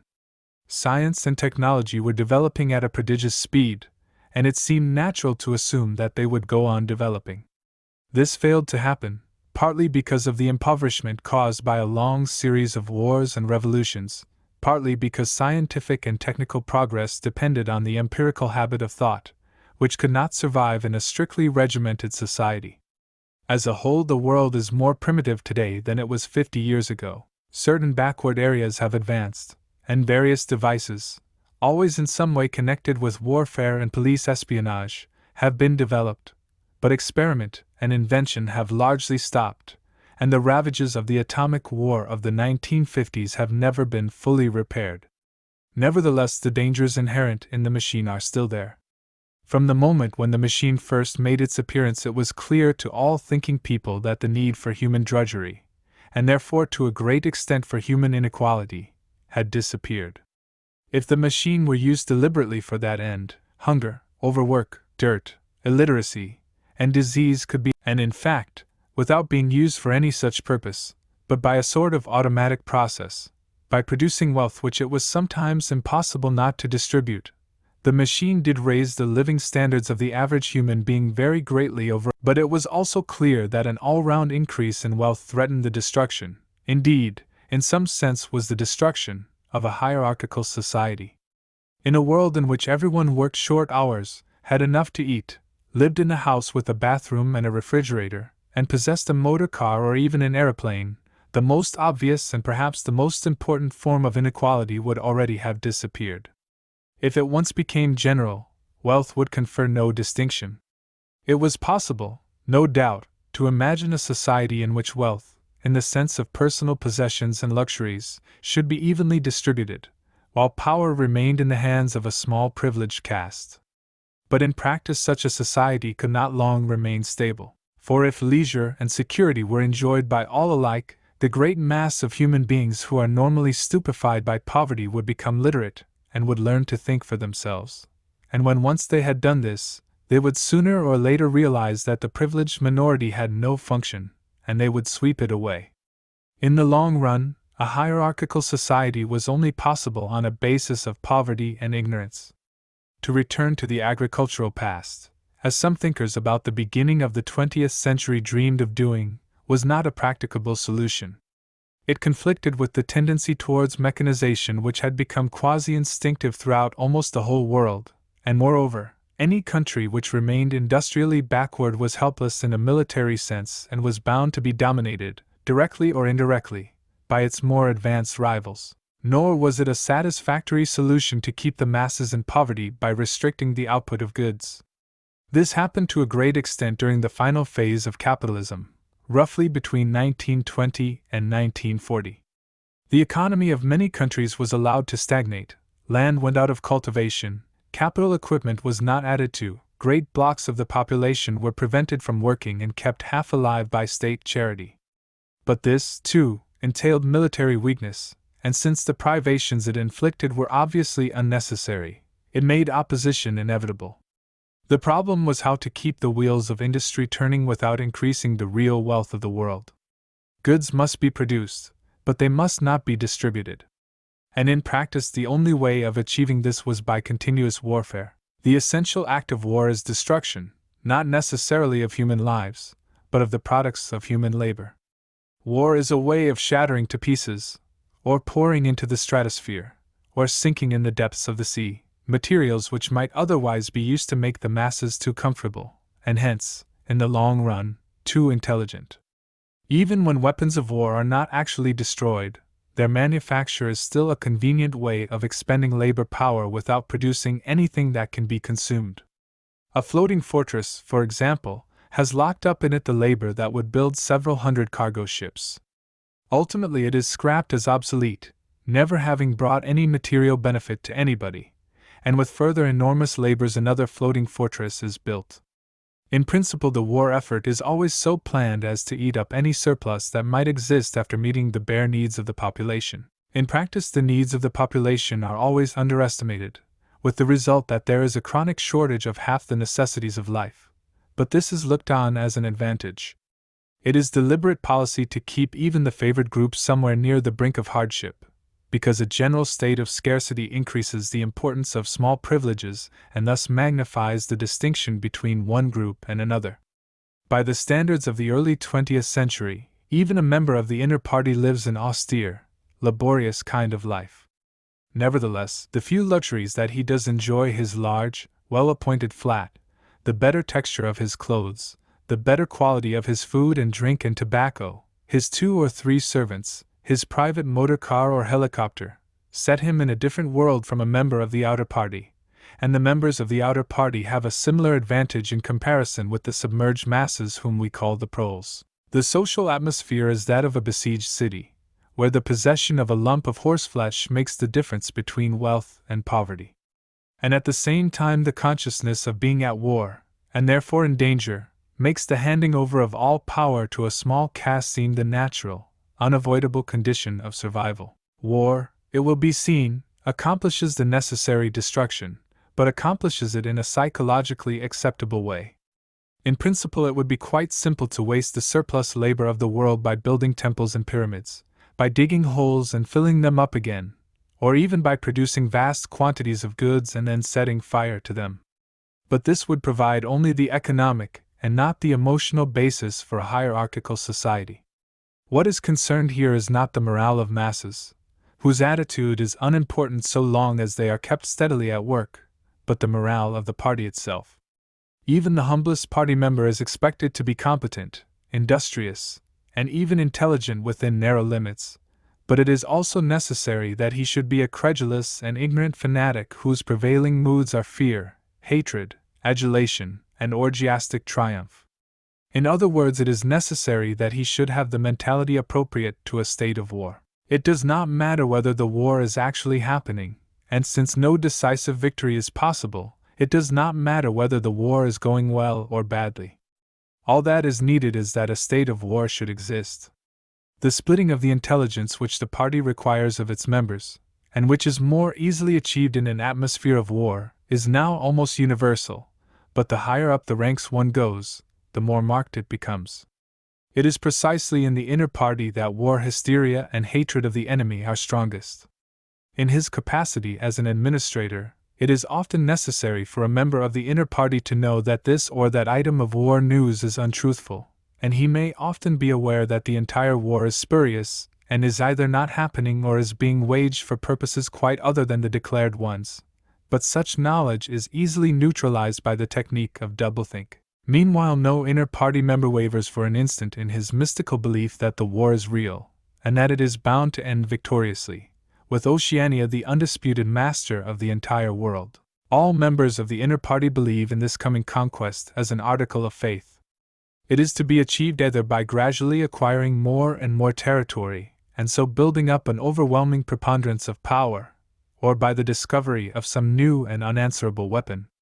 The search for new weapons continues unceasingly, and is one of the very few remaining activities in which the inventive or speculative type of mind can find any outlet.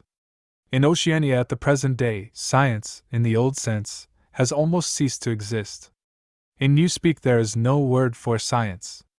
The empirical method of thought, on which all the scientific achievements of the past were founded, is opposed to the most fundamental principles of Ingsoc. And even technological progress only happens when its products can in some way be used for the diminution of human liberty.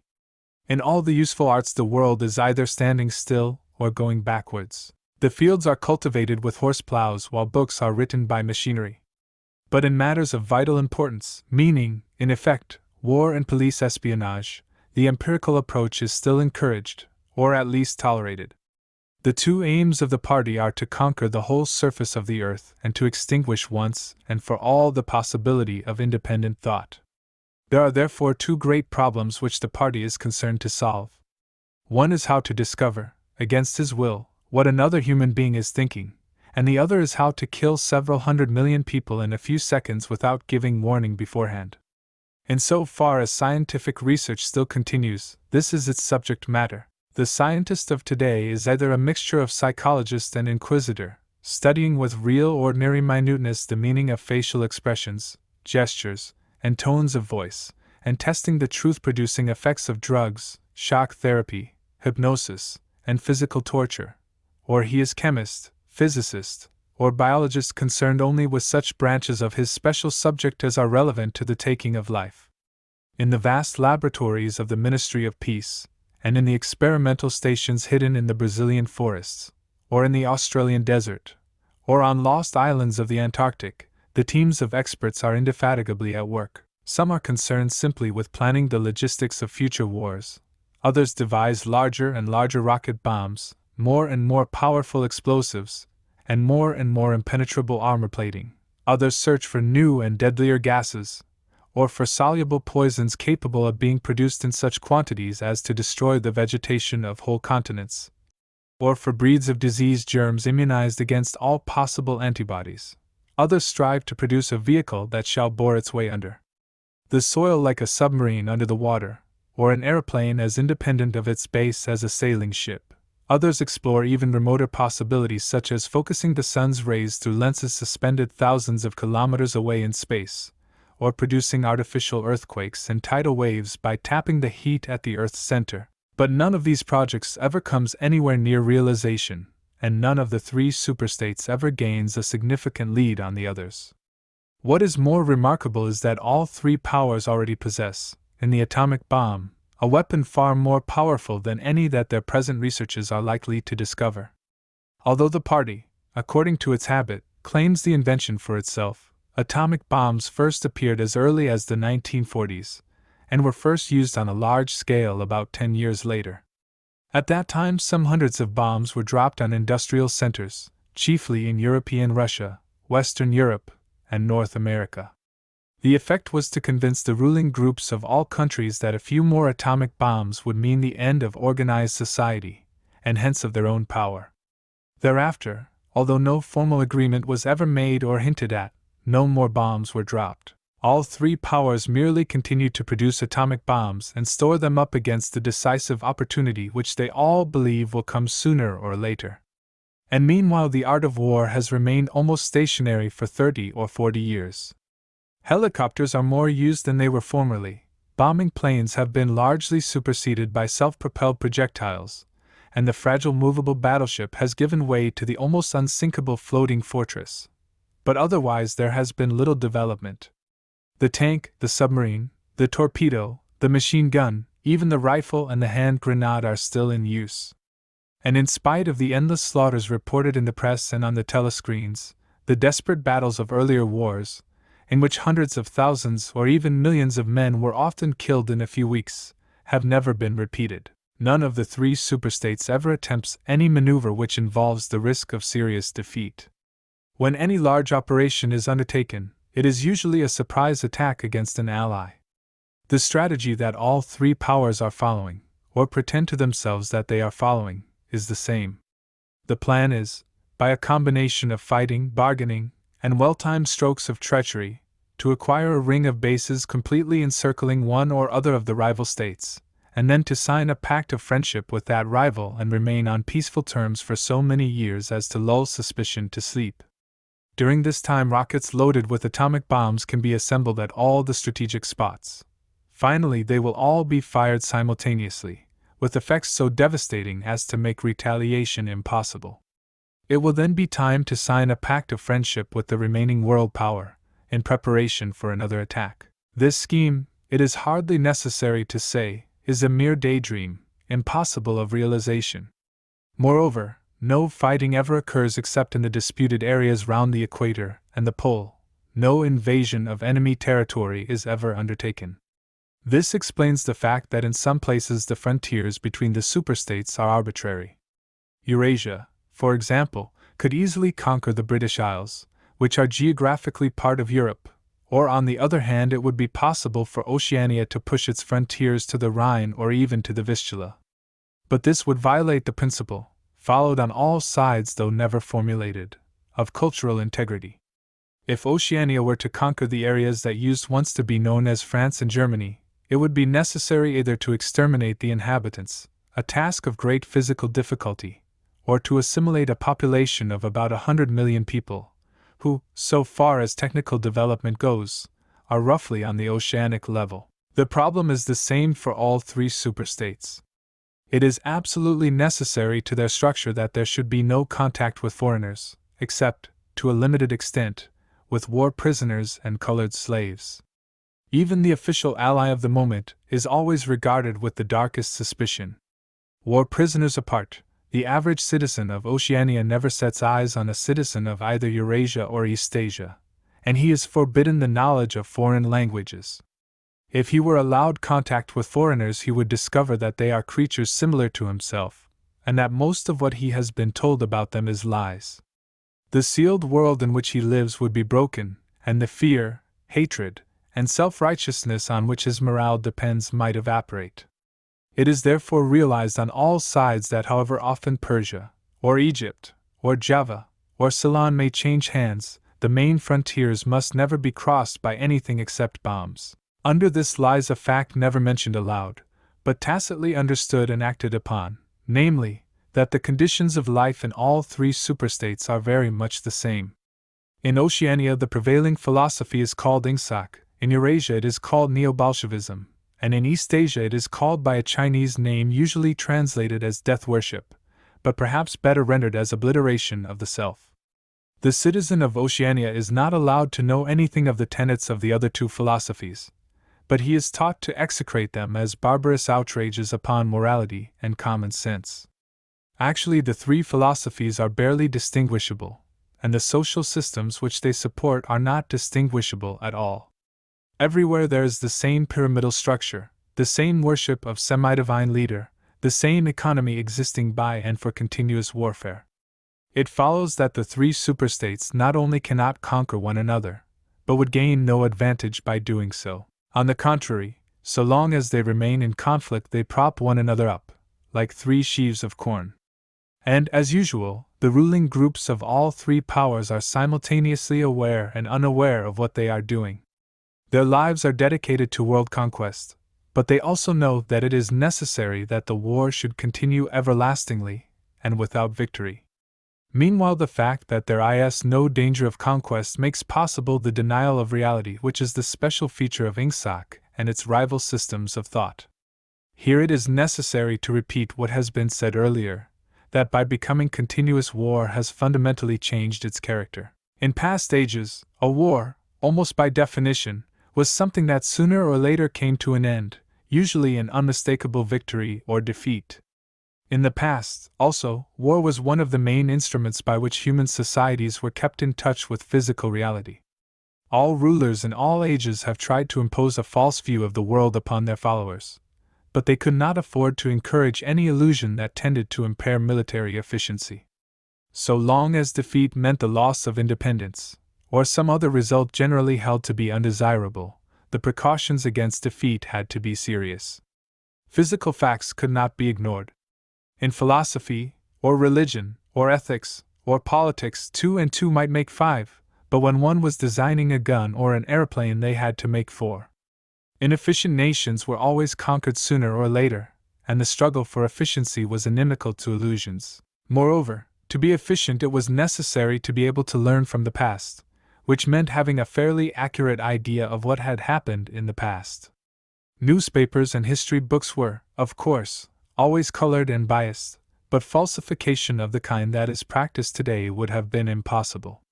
War was a sure safeguard of sanity, and so far as the ruling classes were concerned it was probably the most important of all safeguards. While wars could be won or lost, no ruling class could be completely irresponsible. But when war becomes literally continuous, it also ceases to be dangerous. When war is continuous, there is no such thing as military necessity. Technical progress can cease and the most palpable facts can be denied or disregarded. As we have seen, researches that could be called scientific are still carried out for the purposes of war, but they are essentially a kind of daydreaming, and their failure to show results is not important. Efficiency, even military efficiency, is no longer needed. Nothing is efficient in Oceania except the thought police. Since each of the three superstates is unconquerable, each is in effect a separate universe within which almost any perversion of thought can be safely practiced.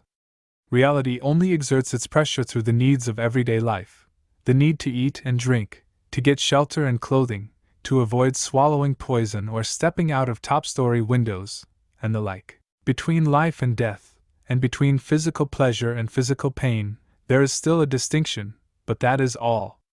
Cut off from contact with the outer world, and with the past, the citizen of Oceania is like a man in interstellar space, who has no way of knowing which direction is up and which is down. The rulers of such a state are absolute, as the pharaohs or the Caesars could not be. They are obliged to prevent their followers from starving to death in numbers large enough to be inconvenient, and they are obliged to remain at the same low level of military technique as their rivals. But once that minimum is achieved, they can twist reality into whatever shape they choose. The war, therefore, if we judge it by the standards of previous wars, is merely an imposture. It is like the battles between certain ruminant animals whose horns are set at such an angle that they are incapable of hurting one another. But though it is unreal, it is not meaningless.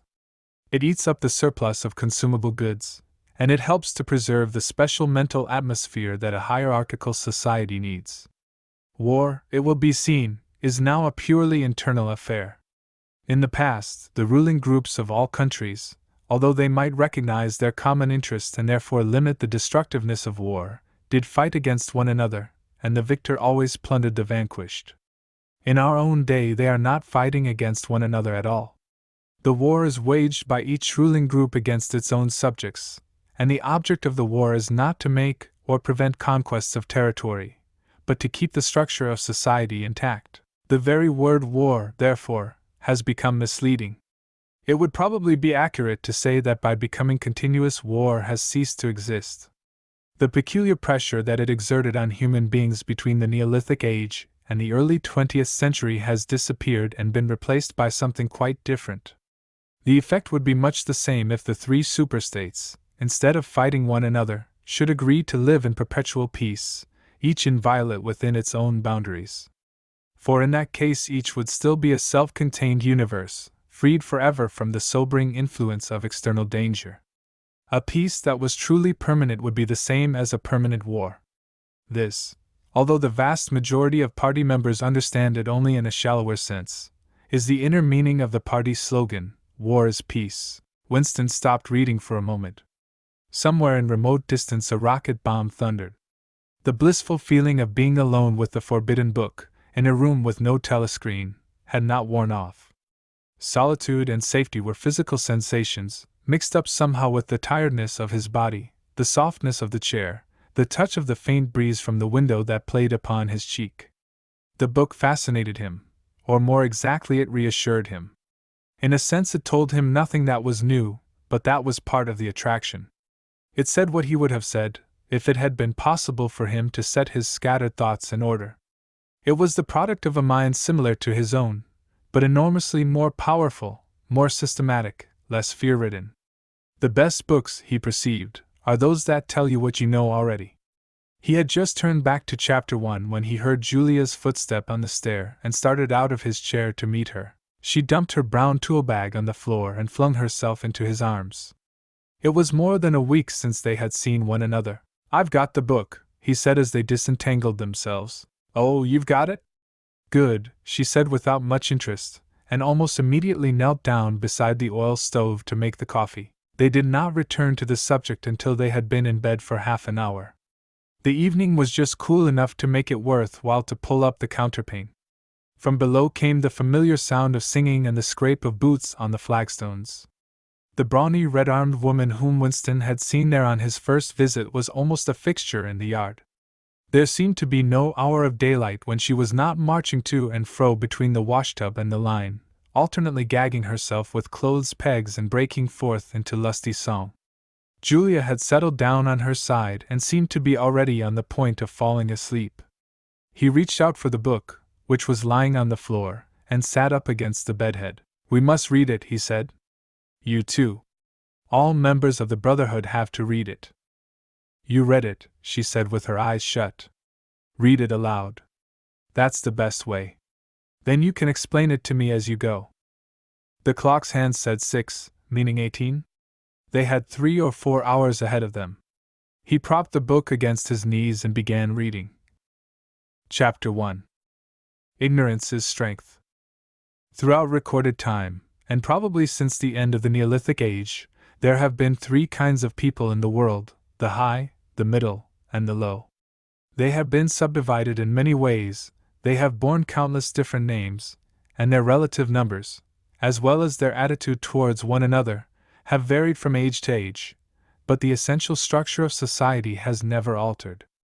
Even after enormous upheavals and seemingly irrevocable changes, the same pattern has always reasserted itself, just as a gyroscope will always return to equilibrium, however far it is pushed one way or the other. "Julia, are you awake?" said Winston. "Yes, my love, I'm listening." "Go on." "It's marvelous." He continued reading. "The aims of these three groups are entirely irreconcilable. The aim of the high is to remain where they are. The aim of the middle is to change places with the high.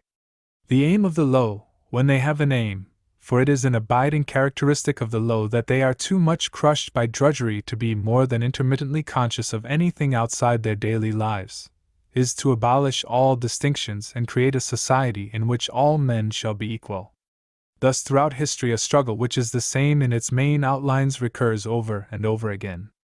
For long periods the high seem to be securely in power, but sooner or later there always comes a moment when they lose either their belief in themselves or their capacity to govern efficiently, or both. They are then overthrown by the middle, who enlist the low on their side by pretending to them that they are fighting for liberty and justice. As soon as they have reached their objective, the middle thrust the low back into their old position of servitude, and themselves become the high. Presently a new middle group splits off from one of the other groups, or from both of them, and the struggle begins over again. Of the three groups, only the low are never even temporarily successful in achieving their aims.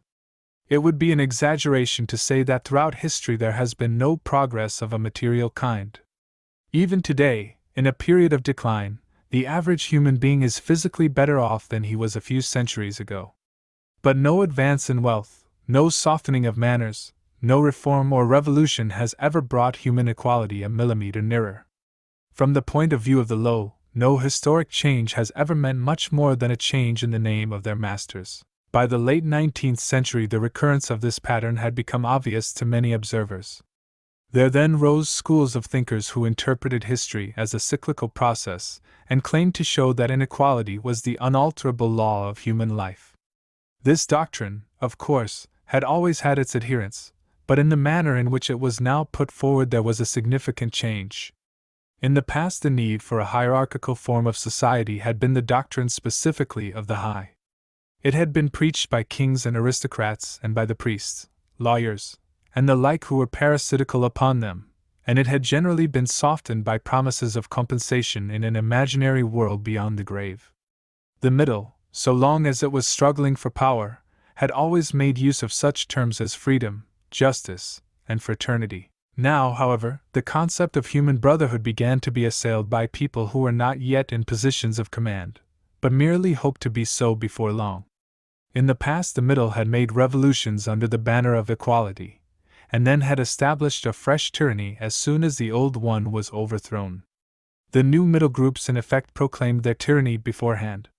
Socialism, a theory which appeared in the early 19th century and was the last link in a chain of thought stretching back to the slave rebellions of antiquity, was still deeply infected by the utopianism of past ages. But in each variant of socialism that appeared from about 1900 onwards the aim of establishing liberty and equality was more and more openly abandoned.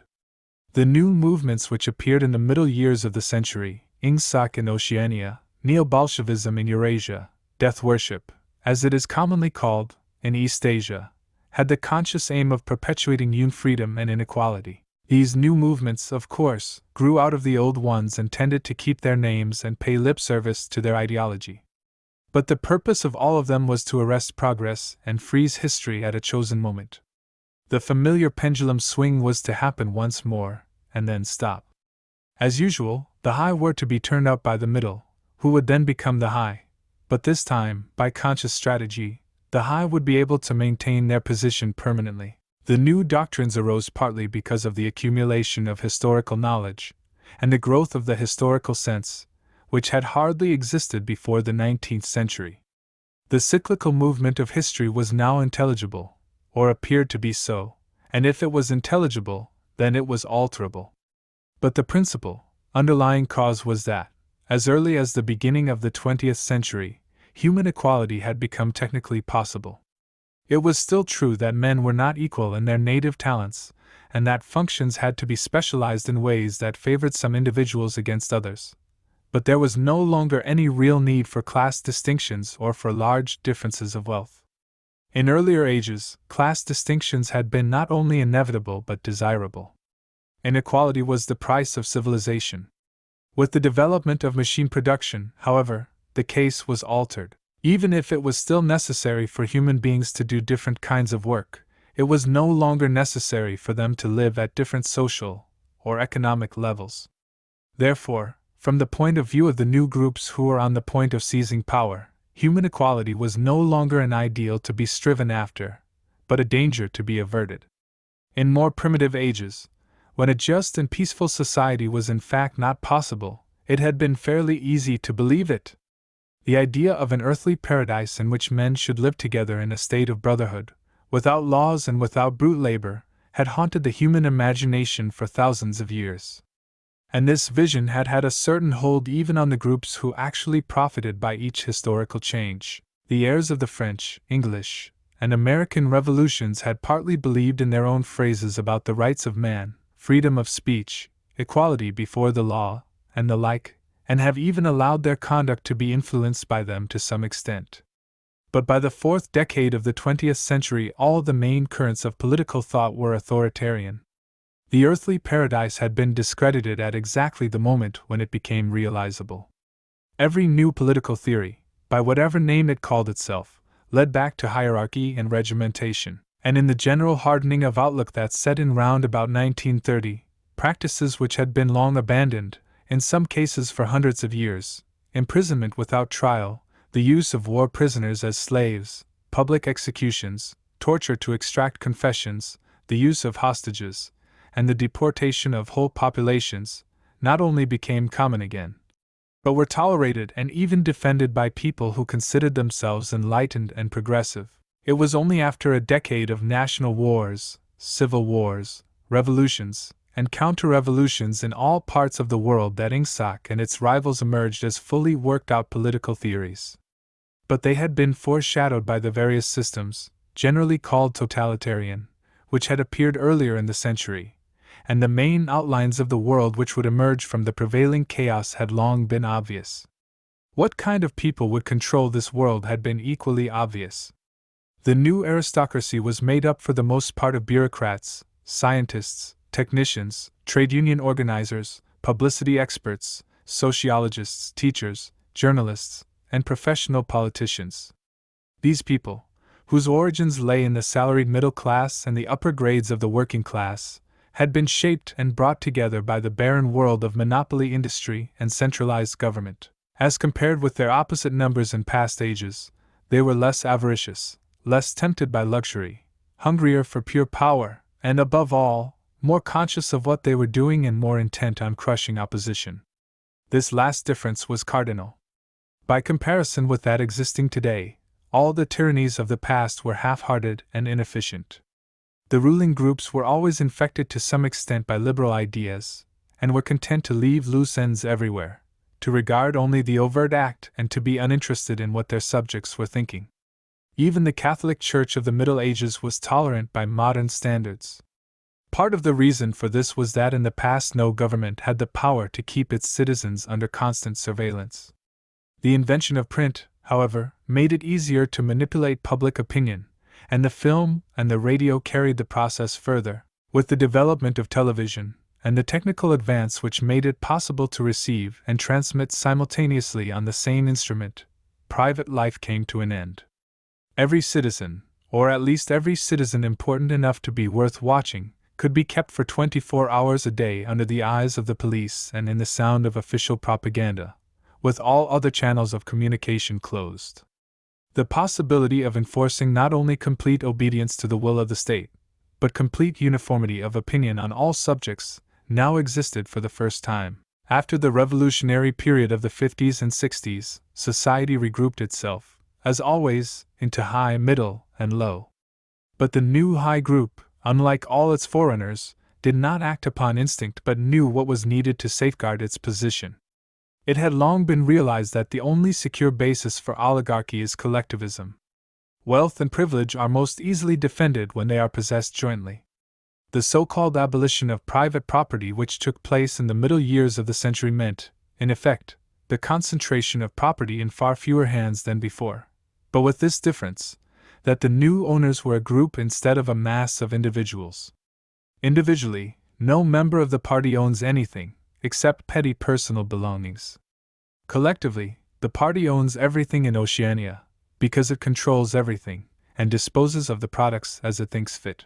In the years following the revolution, it was able to step into this commanding position almost unopposed, because the whole process was represented as an act of collectivization.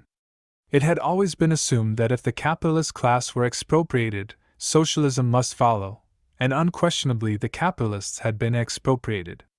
Factories, mines, land, houses, transport, everything had been taken away from them, and since these things were no longer private property, it followed that they must be public property. Ingsoc, which grew out of the earlier socialist movement and inherited its phraseology, has in fact carried out the main item in the socialist program, with the result, foreseen and intended beforehand, that economic inequality has been made permanent. But the problems of perpetuating a hierarchical society go deeper than this. There are only 4 ways in which a ruling group can fall from power. Either it is conquered from without, or it governs so inefficiently that the masses are stirred to revolt, or it allows a strong and discontented middle group to come into being, or it loses its own self-confidence and willingness to govern. These causes do not operate singly, and as a rule all 4 of them are present in some degree. A ruling class which could guard against all of them would remain in power permanently. Ultimately, the determining factor is the mental attitude of the ruling class itself. After the middle of the present century, the first danger had in reality disappeared. Each of the 3 powers which now divide the world is in fact unconquerable, and could only become conquerable through slow demographic changes which a government with wide powers can easily avert. The second danger, also, is only a theoretical one. The masses never revolt of their own accord, and they never revolt merely because they are oppressed. Indeed, so long as they are not permitted to have standards of comparison, they never even become aware that they are oppressed. The recurrent economic crises of past times were totally unnecessary and are not now permitted to happen, but other and equally large dislocations can and do happen without having political results, because there is no way in which discontent can become articulate. As for the problem of overproduction, which has been latent in our society since the development of machine technique, it is solved by the device of continuous warfare, see Chapter 3, which is also useful in keying up public morale to the necessary pitch. From the point of view of our present rulers, therefore, the only genuine dangers are the splitting off of a new group of able, underemployed, power-hungry people, and the growth of liberalism and skepticism in their own ranks. The problem, that is to say, is educational.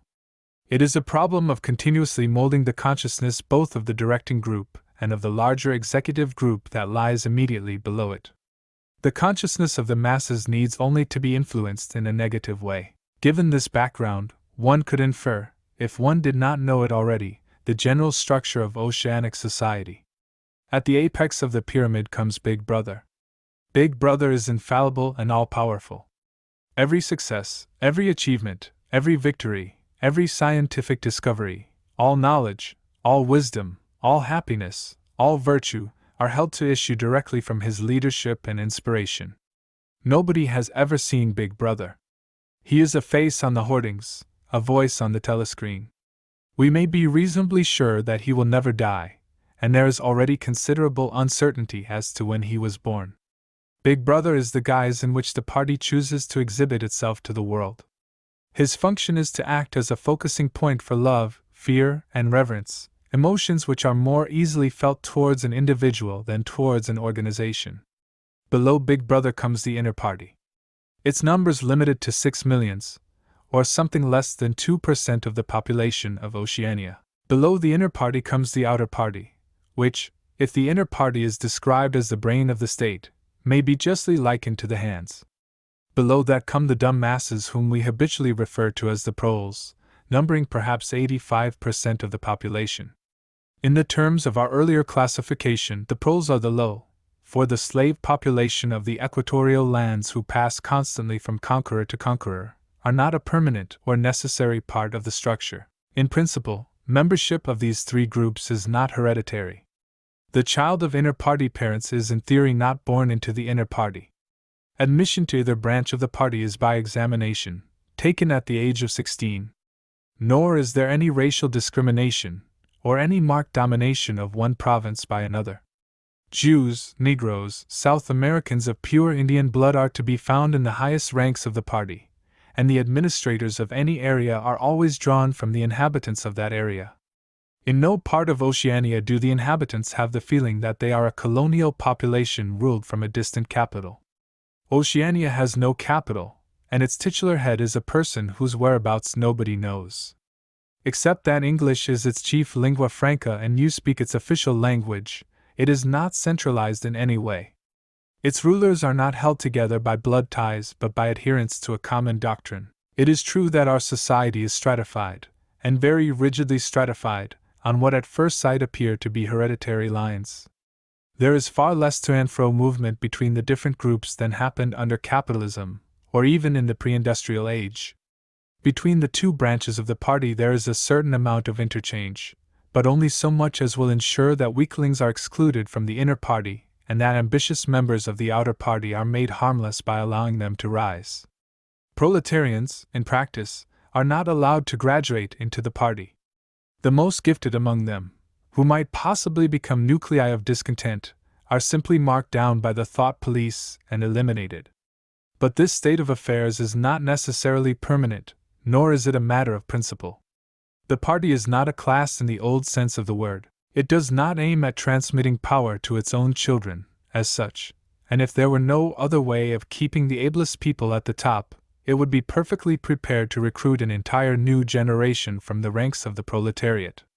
In the crucial years, the fact that the party was not a hereditary body did a great deal to neutralize opposition. The older kind of socialists, who had been trained to fight against something called class privilege, assumed that what is not hereditary cannot be permanent.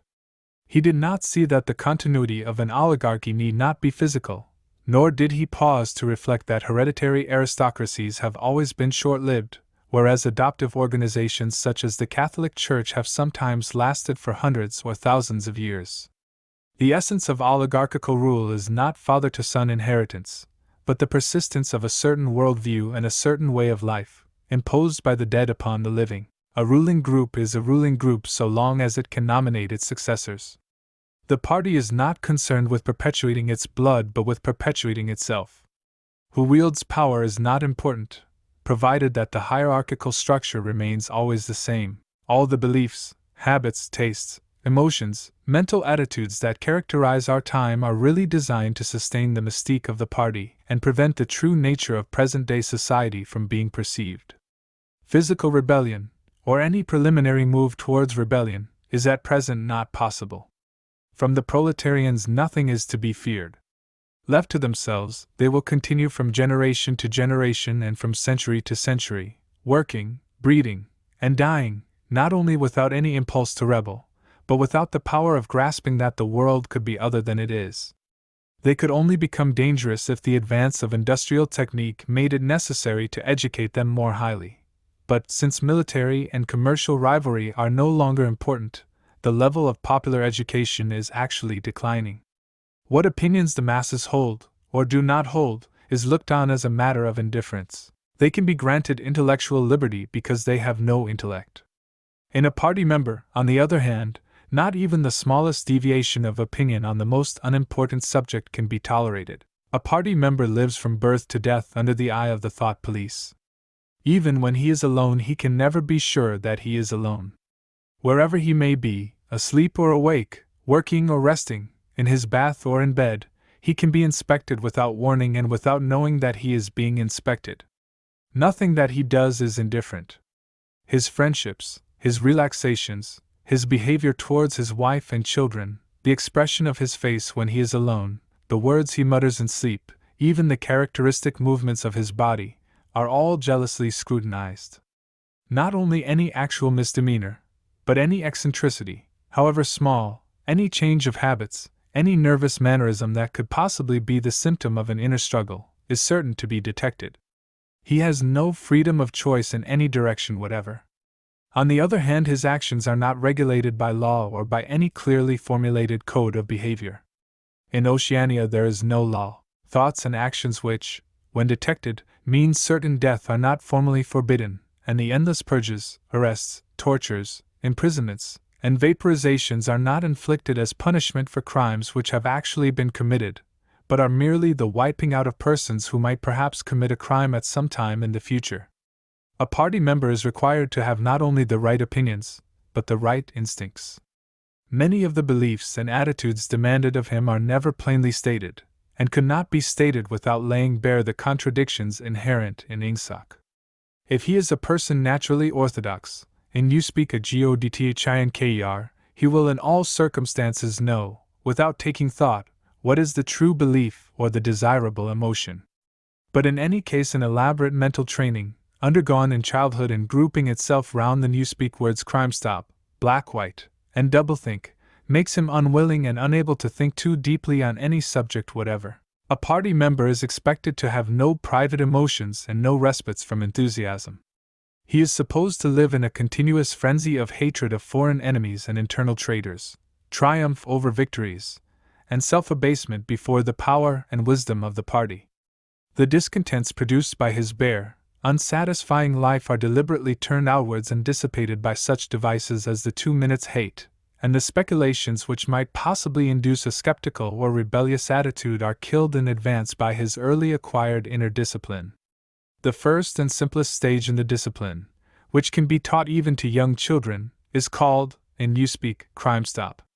Crime stop means the faculty of stopping short, as though by instinct, at the threshold of any dangerous thought. It includes the power of not grasping analogies, of failing to perceive logical errors, of misunderstanding the simplest arguments if they are inimical to Ingsoc, and of being bored or repelled by any train of thought which is capable of leading in a heretical direction. Crime stop, in short, means protective stupidity. But stupidity is not enough. On the contrary, orthodoxy in the full sense demands a control over one's own mental processes as complete as that of a contortionist over his body. Oceanic society rests ultimately on the belief that Big Brother is omnipotent and that the party is infallible. But since in reality Big Brother is not omnipotent and the party is not infallible, there is need for an unwearying, moment-to-moment flexibility in the treatment of facts. The keyword here is blackwhit. Like so many newspeak words, this word has two mutually contradictory meanings. Applied to an opponent, it means the habit of impudently claiming that black is white, in contradiction of the plain facts. Applied to a party member, it means a loyal willingness to say that black is white when party discipline demands this. But it means also the ability to believe that black is white, and more, to know that black is white, and to forget that one has ever believed the contrary. This demands a continuous alteration of the past, made possible by the system of thought which really embraces all the rest, and which is known in newspeak as doublethink. The alteration of the past is necessary for two reasons, one of which is subsidiary and, so to speak, precautionary. The subsidiary reason is that the party member, like the proletarian, tolerates present-day conditions partly because he has no standards of comparison. He must be cut off from the past, just as he must be cut off from foreign countries, because it is necessary for him to believe that he is better off than his ancestors and that the average level of material comfort is constantly rising. But by far the more important reason for the readjustment of the past is the need to safeguard the infallibility of the party. It is not merely that speeches, statistics, and records of every kind must be constantly brought up to date in order to show that the predictions of the party were in all cases right. It is also that no change in doctrine or in political alignment can ever be admitted. For to change one's mind, or even one's policy, is a confession of weakness. If, for example, Eurasia or Eastasia, whichever it may be, is the enemy today, then that country must always have been the enemy. And if the facts say otherwise, then the facts must be altered. Thus history is continuously rewritten. This day-to-day falsification of the past, carried out by the Ministry of Truth, is as necessary to the stability of the regime as the work of repression and espionage carried out by the Ministry of Love. The mutability of the past is the central tenet of Ingsoc. Past events, it is argued, have no objective existence, but survive only in written records and in human memories. The past is whatever the records and the memories agree upon.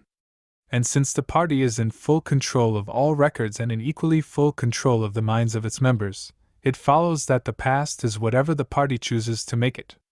It also follows that though the past is alterable, it never has been altered in any specific instance. For when it has been recreated in whatever shape is needed at the moment, then this new version is the past, and no different past can ever have existed.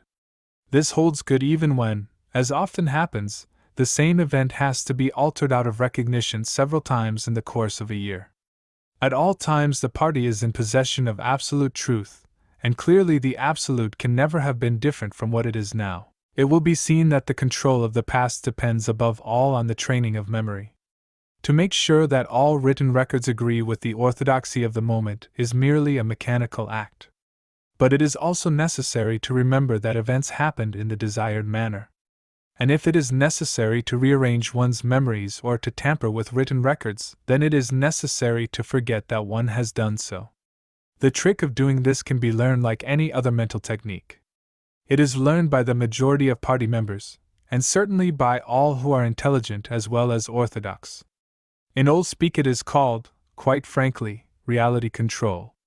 In new speak it is called doublethink, though doublethink comprises much else as well. Doublethink means the power of holding two contradictory beliefs in one's mind simultaneously, and accepting both of them. The party intellectual knows in which direction his memories must be altered. He therefore knows that he is playing tricks with reality. But by the exercise of doublethink he also satisfies himself that reality is not violated. The process has to be conscious, or it would not be carried out with sufficient precision, but it also has to be unconscious, or it would bring with it a feeling of falsity and hence of guilt.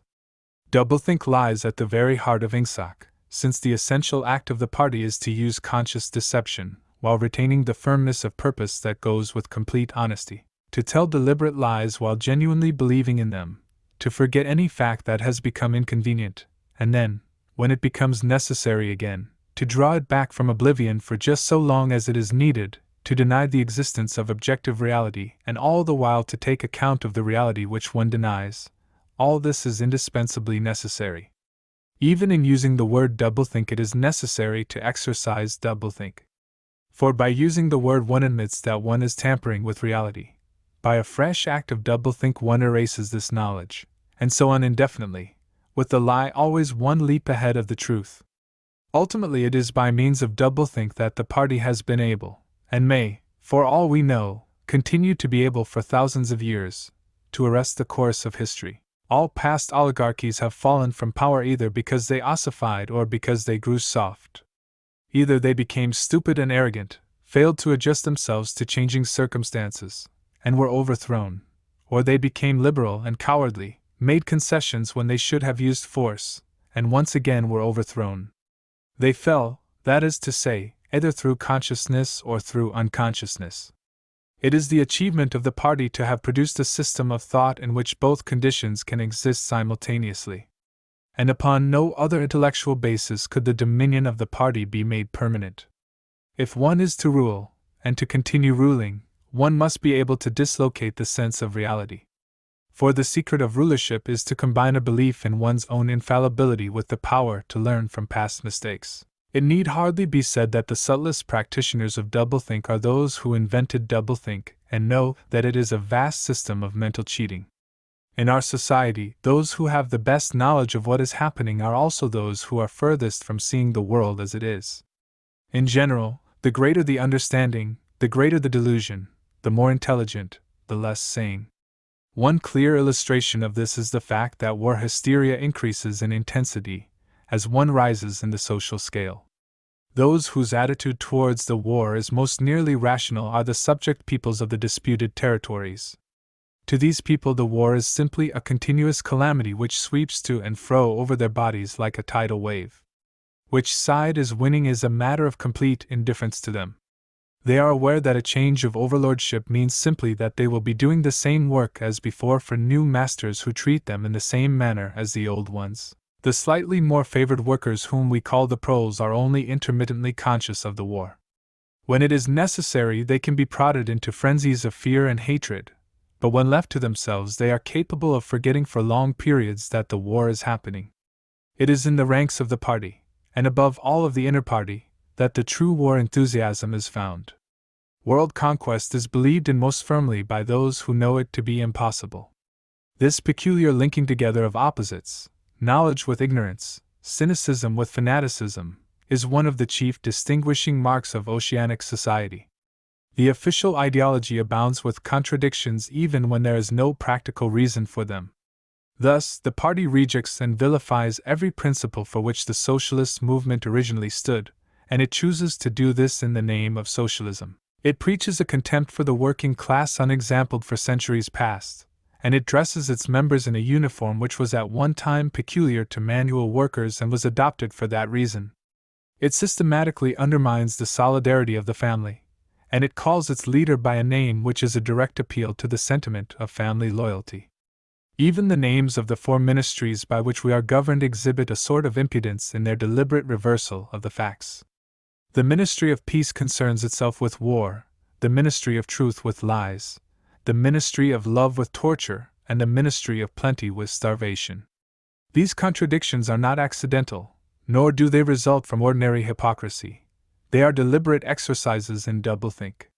For it is only by reconciling contradictions that power can be retained indefinitely. In no other way could the ancient cycle be broken, if human equality is to be forever averted. If the high, as we have called them, are to keep their places permanently, then the prevailing mental condition must be controlled insanity. But there is one question which until this moment we have almost ignored. It is, why should human equality be averted? Supposing that the mechanics of the process have been rightly described, what is the motive for this huge, accurately planned effort to freeze history at a particular moment of time? Here we reach the central secret. As we have seen, the mystique of the party, and above all of the inner party, depends upon doublethink, but deeper than this lies the original motive, the never-questioned instinct that first led to the seizure of power and brought doublethink, the thought police, continuous warfare, and all the other necessary paraphernalia into existence afterwards. This motive really consists. Winston became aware of silence, as one becomes aware of a new sound. It seemed to him that Julia had been very still for some time past. She was lying on her side, naked from the waist upwards, with her cheek pillowed on her hand and one dark lock tumbling across her eyes. Her breast rose and fell slowly and regularly. Julia. No answer. Julia, are you awake? No answer. She was asleep. He shut the book, put it carefully on the floor, lay down, and pulled the coverlet over both of them. He had still, he reflected, not learned the ultimate secret. He understood how. He did not understand why. Chapter 1, like Chapter 3, had not actually told him anything that he did not know, it had merely systematized the knowledge that he possessed already. But after reading it he knew better than before that he was not mad. Being in a minority, even a minority of one, did not make you mad. There was truth and there was untruth, and if you clung to the truth even against the whole world, you were not mad. A yellow beam from the sinking sun slanted in through the window and fell across the pillow. He shut his eyes. The sun on his face and the girl's smooth body touching his own gave him a strong, sleepy, confident feeling. He was safe, everything was all right. He fell asleep murmuring sanity is not statistical, with the feeling that this remark contained in it a profound wisdom. Chapter 10. When he woke it was with the sensation of having slept for a long time, but a glance at the old-fashioned clock told him that it was only 20:30. He lay dozing for a while, then the usual deep-lunged singing struck up from the yard below. It was only an hopeless fancy. It passed like an April dye. But a look and a word in the dreams they stirred. They have stolen my earth eye. The drivelling song seemed to have kept its popularity. You still heard it all over the place.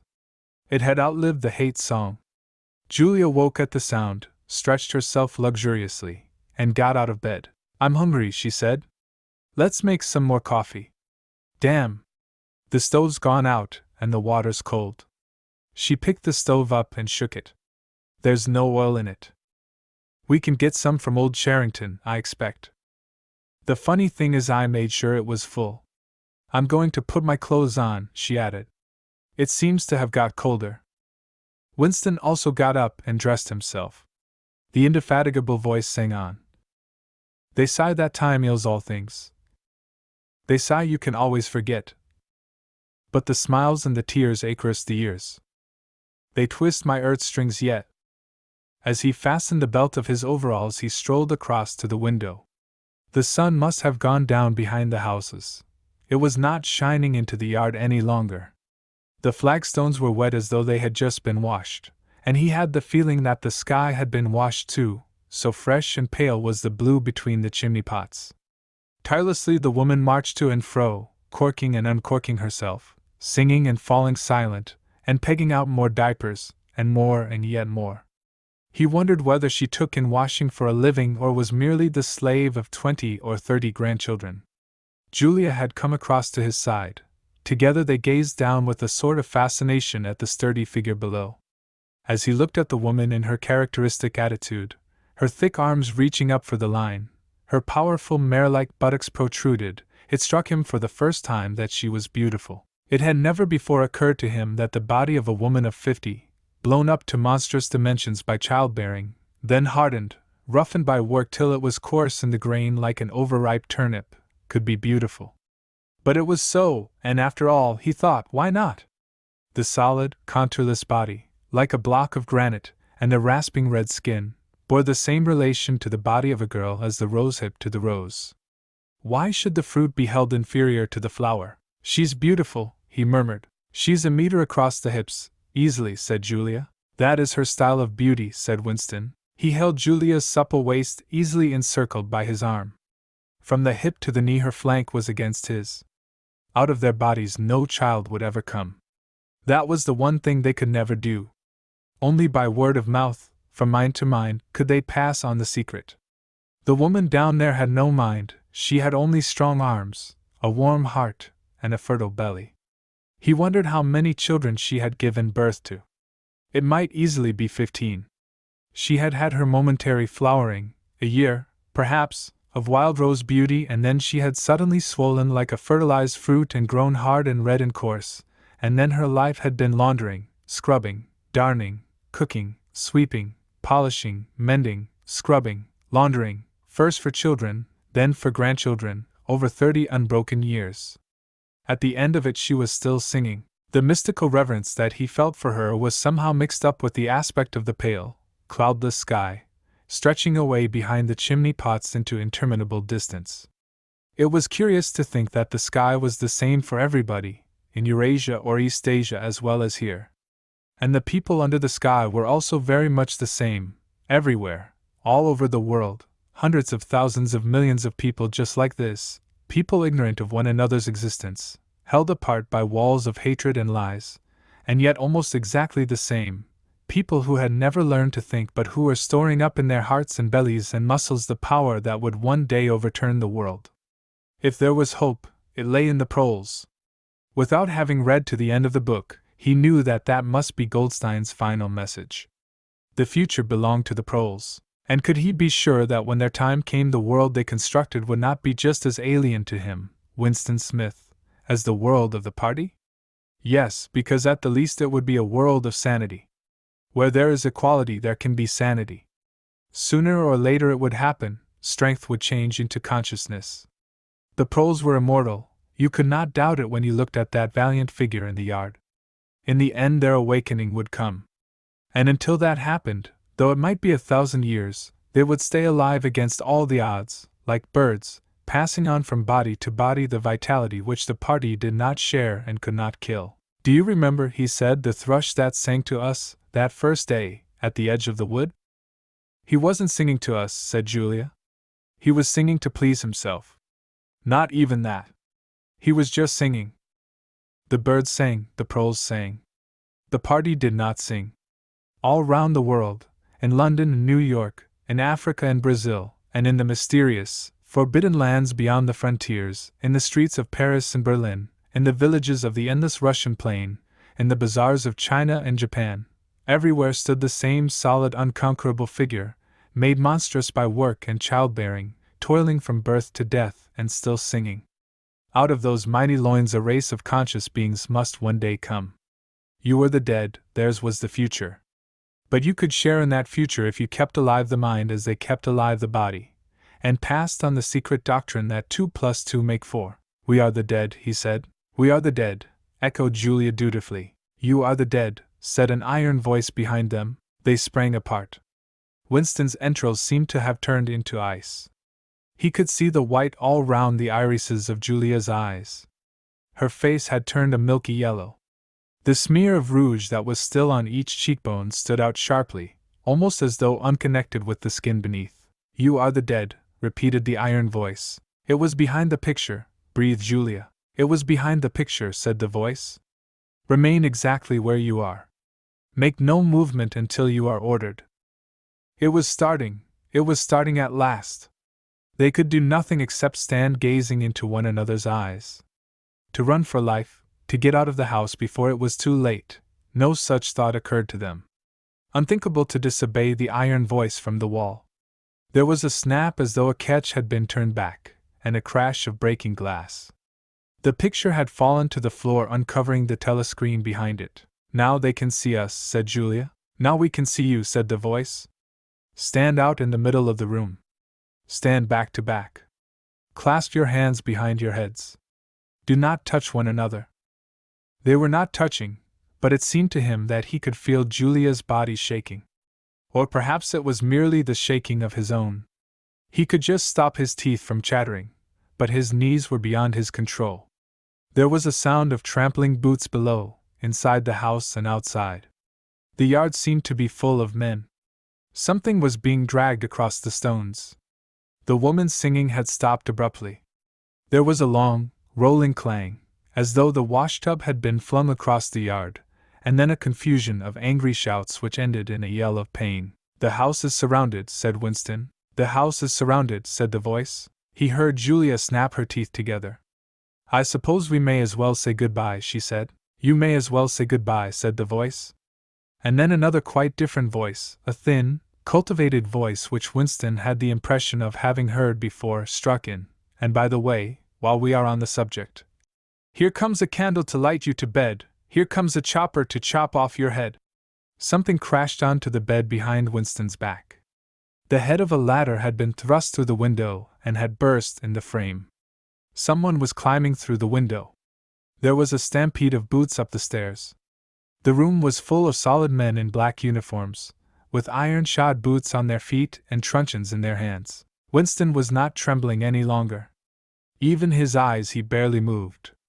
One thing alone mattered: to keep still and not give them an excuse to hit you. A man with a smooth prizefighter's jowl in which the mouth was only a slit paused opposite him, balancing his truncheon meditatively between thumb and forefinger. Winston met his eyes. The feeling of nakedness, with one's hands behind one's head and one's face and body all exposed, was almost unbearable. The man protruded the tip of a white tongue, licked the place where his lips should have been, and then passed on. There was another crash. Someone had picked up the glass paperweight from the table and smashed it to pieces on the hearthstone. The fragment of coral, a tiny crinkle of pink like a sugar rosebud from a cake, rolled across the mat. How small, thought Winston, how small it always was. There was a gasp and a thump behind him, and he received a violent kick on the ankle which nearly flung him off his balance. One of the men had smashed his fist into Julia's solar plexus, doubling her up like a pocket ruler. She was thrashing about on the floor, fighting for breath. Winston dared not turn his head even by a millimeter, but sometimes her livid, gasping face came within the angle of his vision. Even in his terror it was as though he could feel the pain in his own body, the deadly pain which nevertheless was less urgent than the struggle to get back her breath. He knew what it was like, the terrible, agonizing pain which was there all the while but could not be suffered yet, because before all else it was necessary to be able to breathe. Then two of the men hoisted her up by knees and shoulders, and carried her out of the room like a sack. Winston had a glimpse of her face, upside down, yellow and contorted, with the eyes shut, and still with a smear of rouge on either cheek, and that was the last he saw of her. He stood dead still. No one had hit him yet. Thoughts which came of their own accord but seemed totally uninteresting began to flit through his mind. He wondered whether they had got Mr. Charrington. He wondered what they had done to the woman in the yard. He noticed that he badly wanted to urinate, and felt a faint surprise, because he had done so only 2 or 3 hours ago. He noticed that the clock on the mantelpiece said 9, meaning 21. But the light seemed too strong. Would not the light be fading at 21 hours on an August evening? He wondered whether after all he and Julia had mistaken the time, had slept the clock round and thought it was 20:30 when really it was not 8:30 on the following morning. But he did not pursue the thought further. It was not interesting. There was another, lighter step in the passage. Mr. Charrington came into the room. The demeanor of the black uniformed men suddenly became more subdued.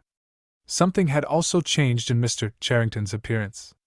His eye fell on the fragments of the glass paperweight. "Pick up those pieces," he said sharply. A man stooped to obey.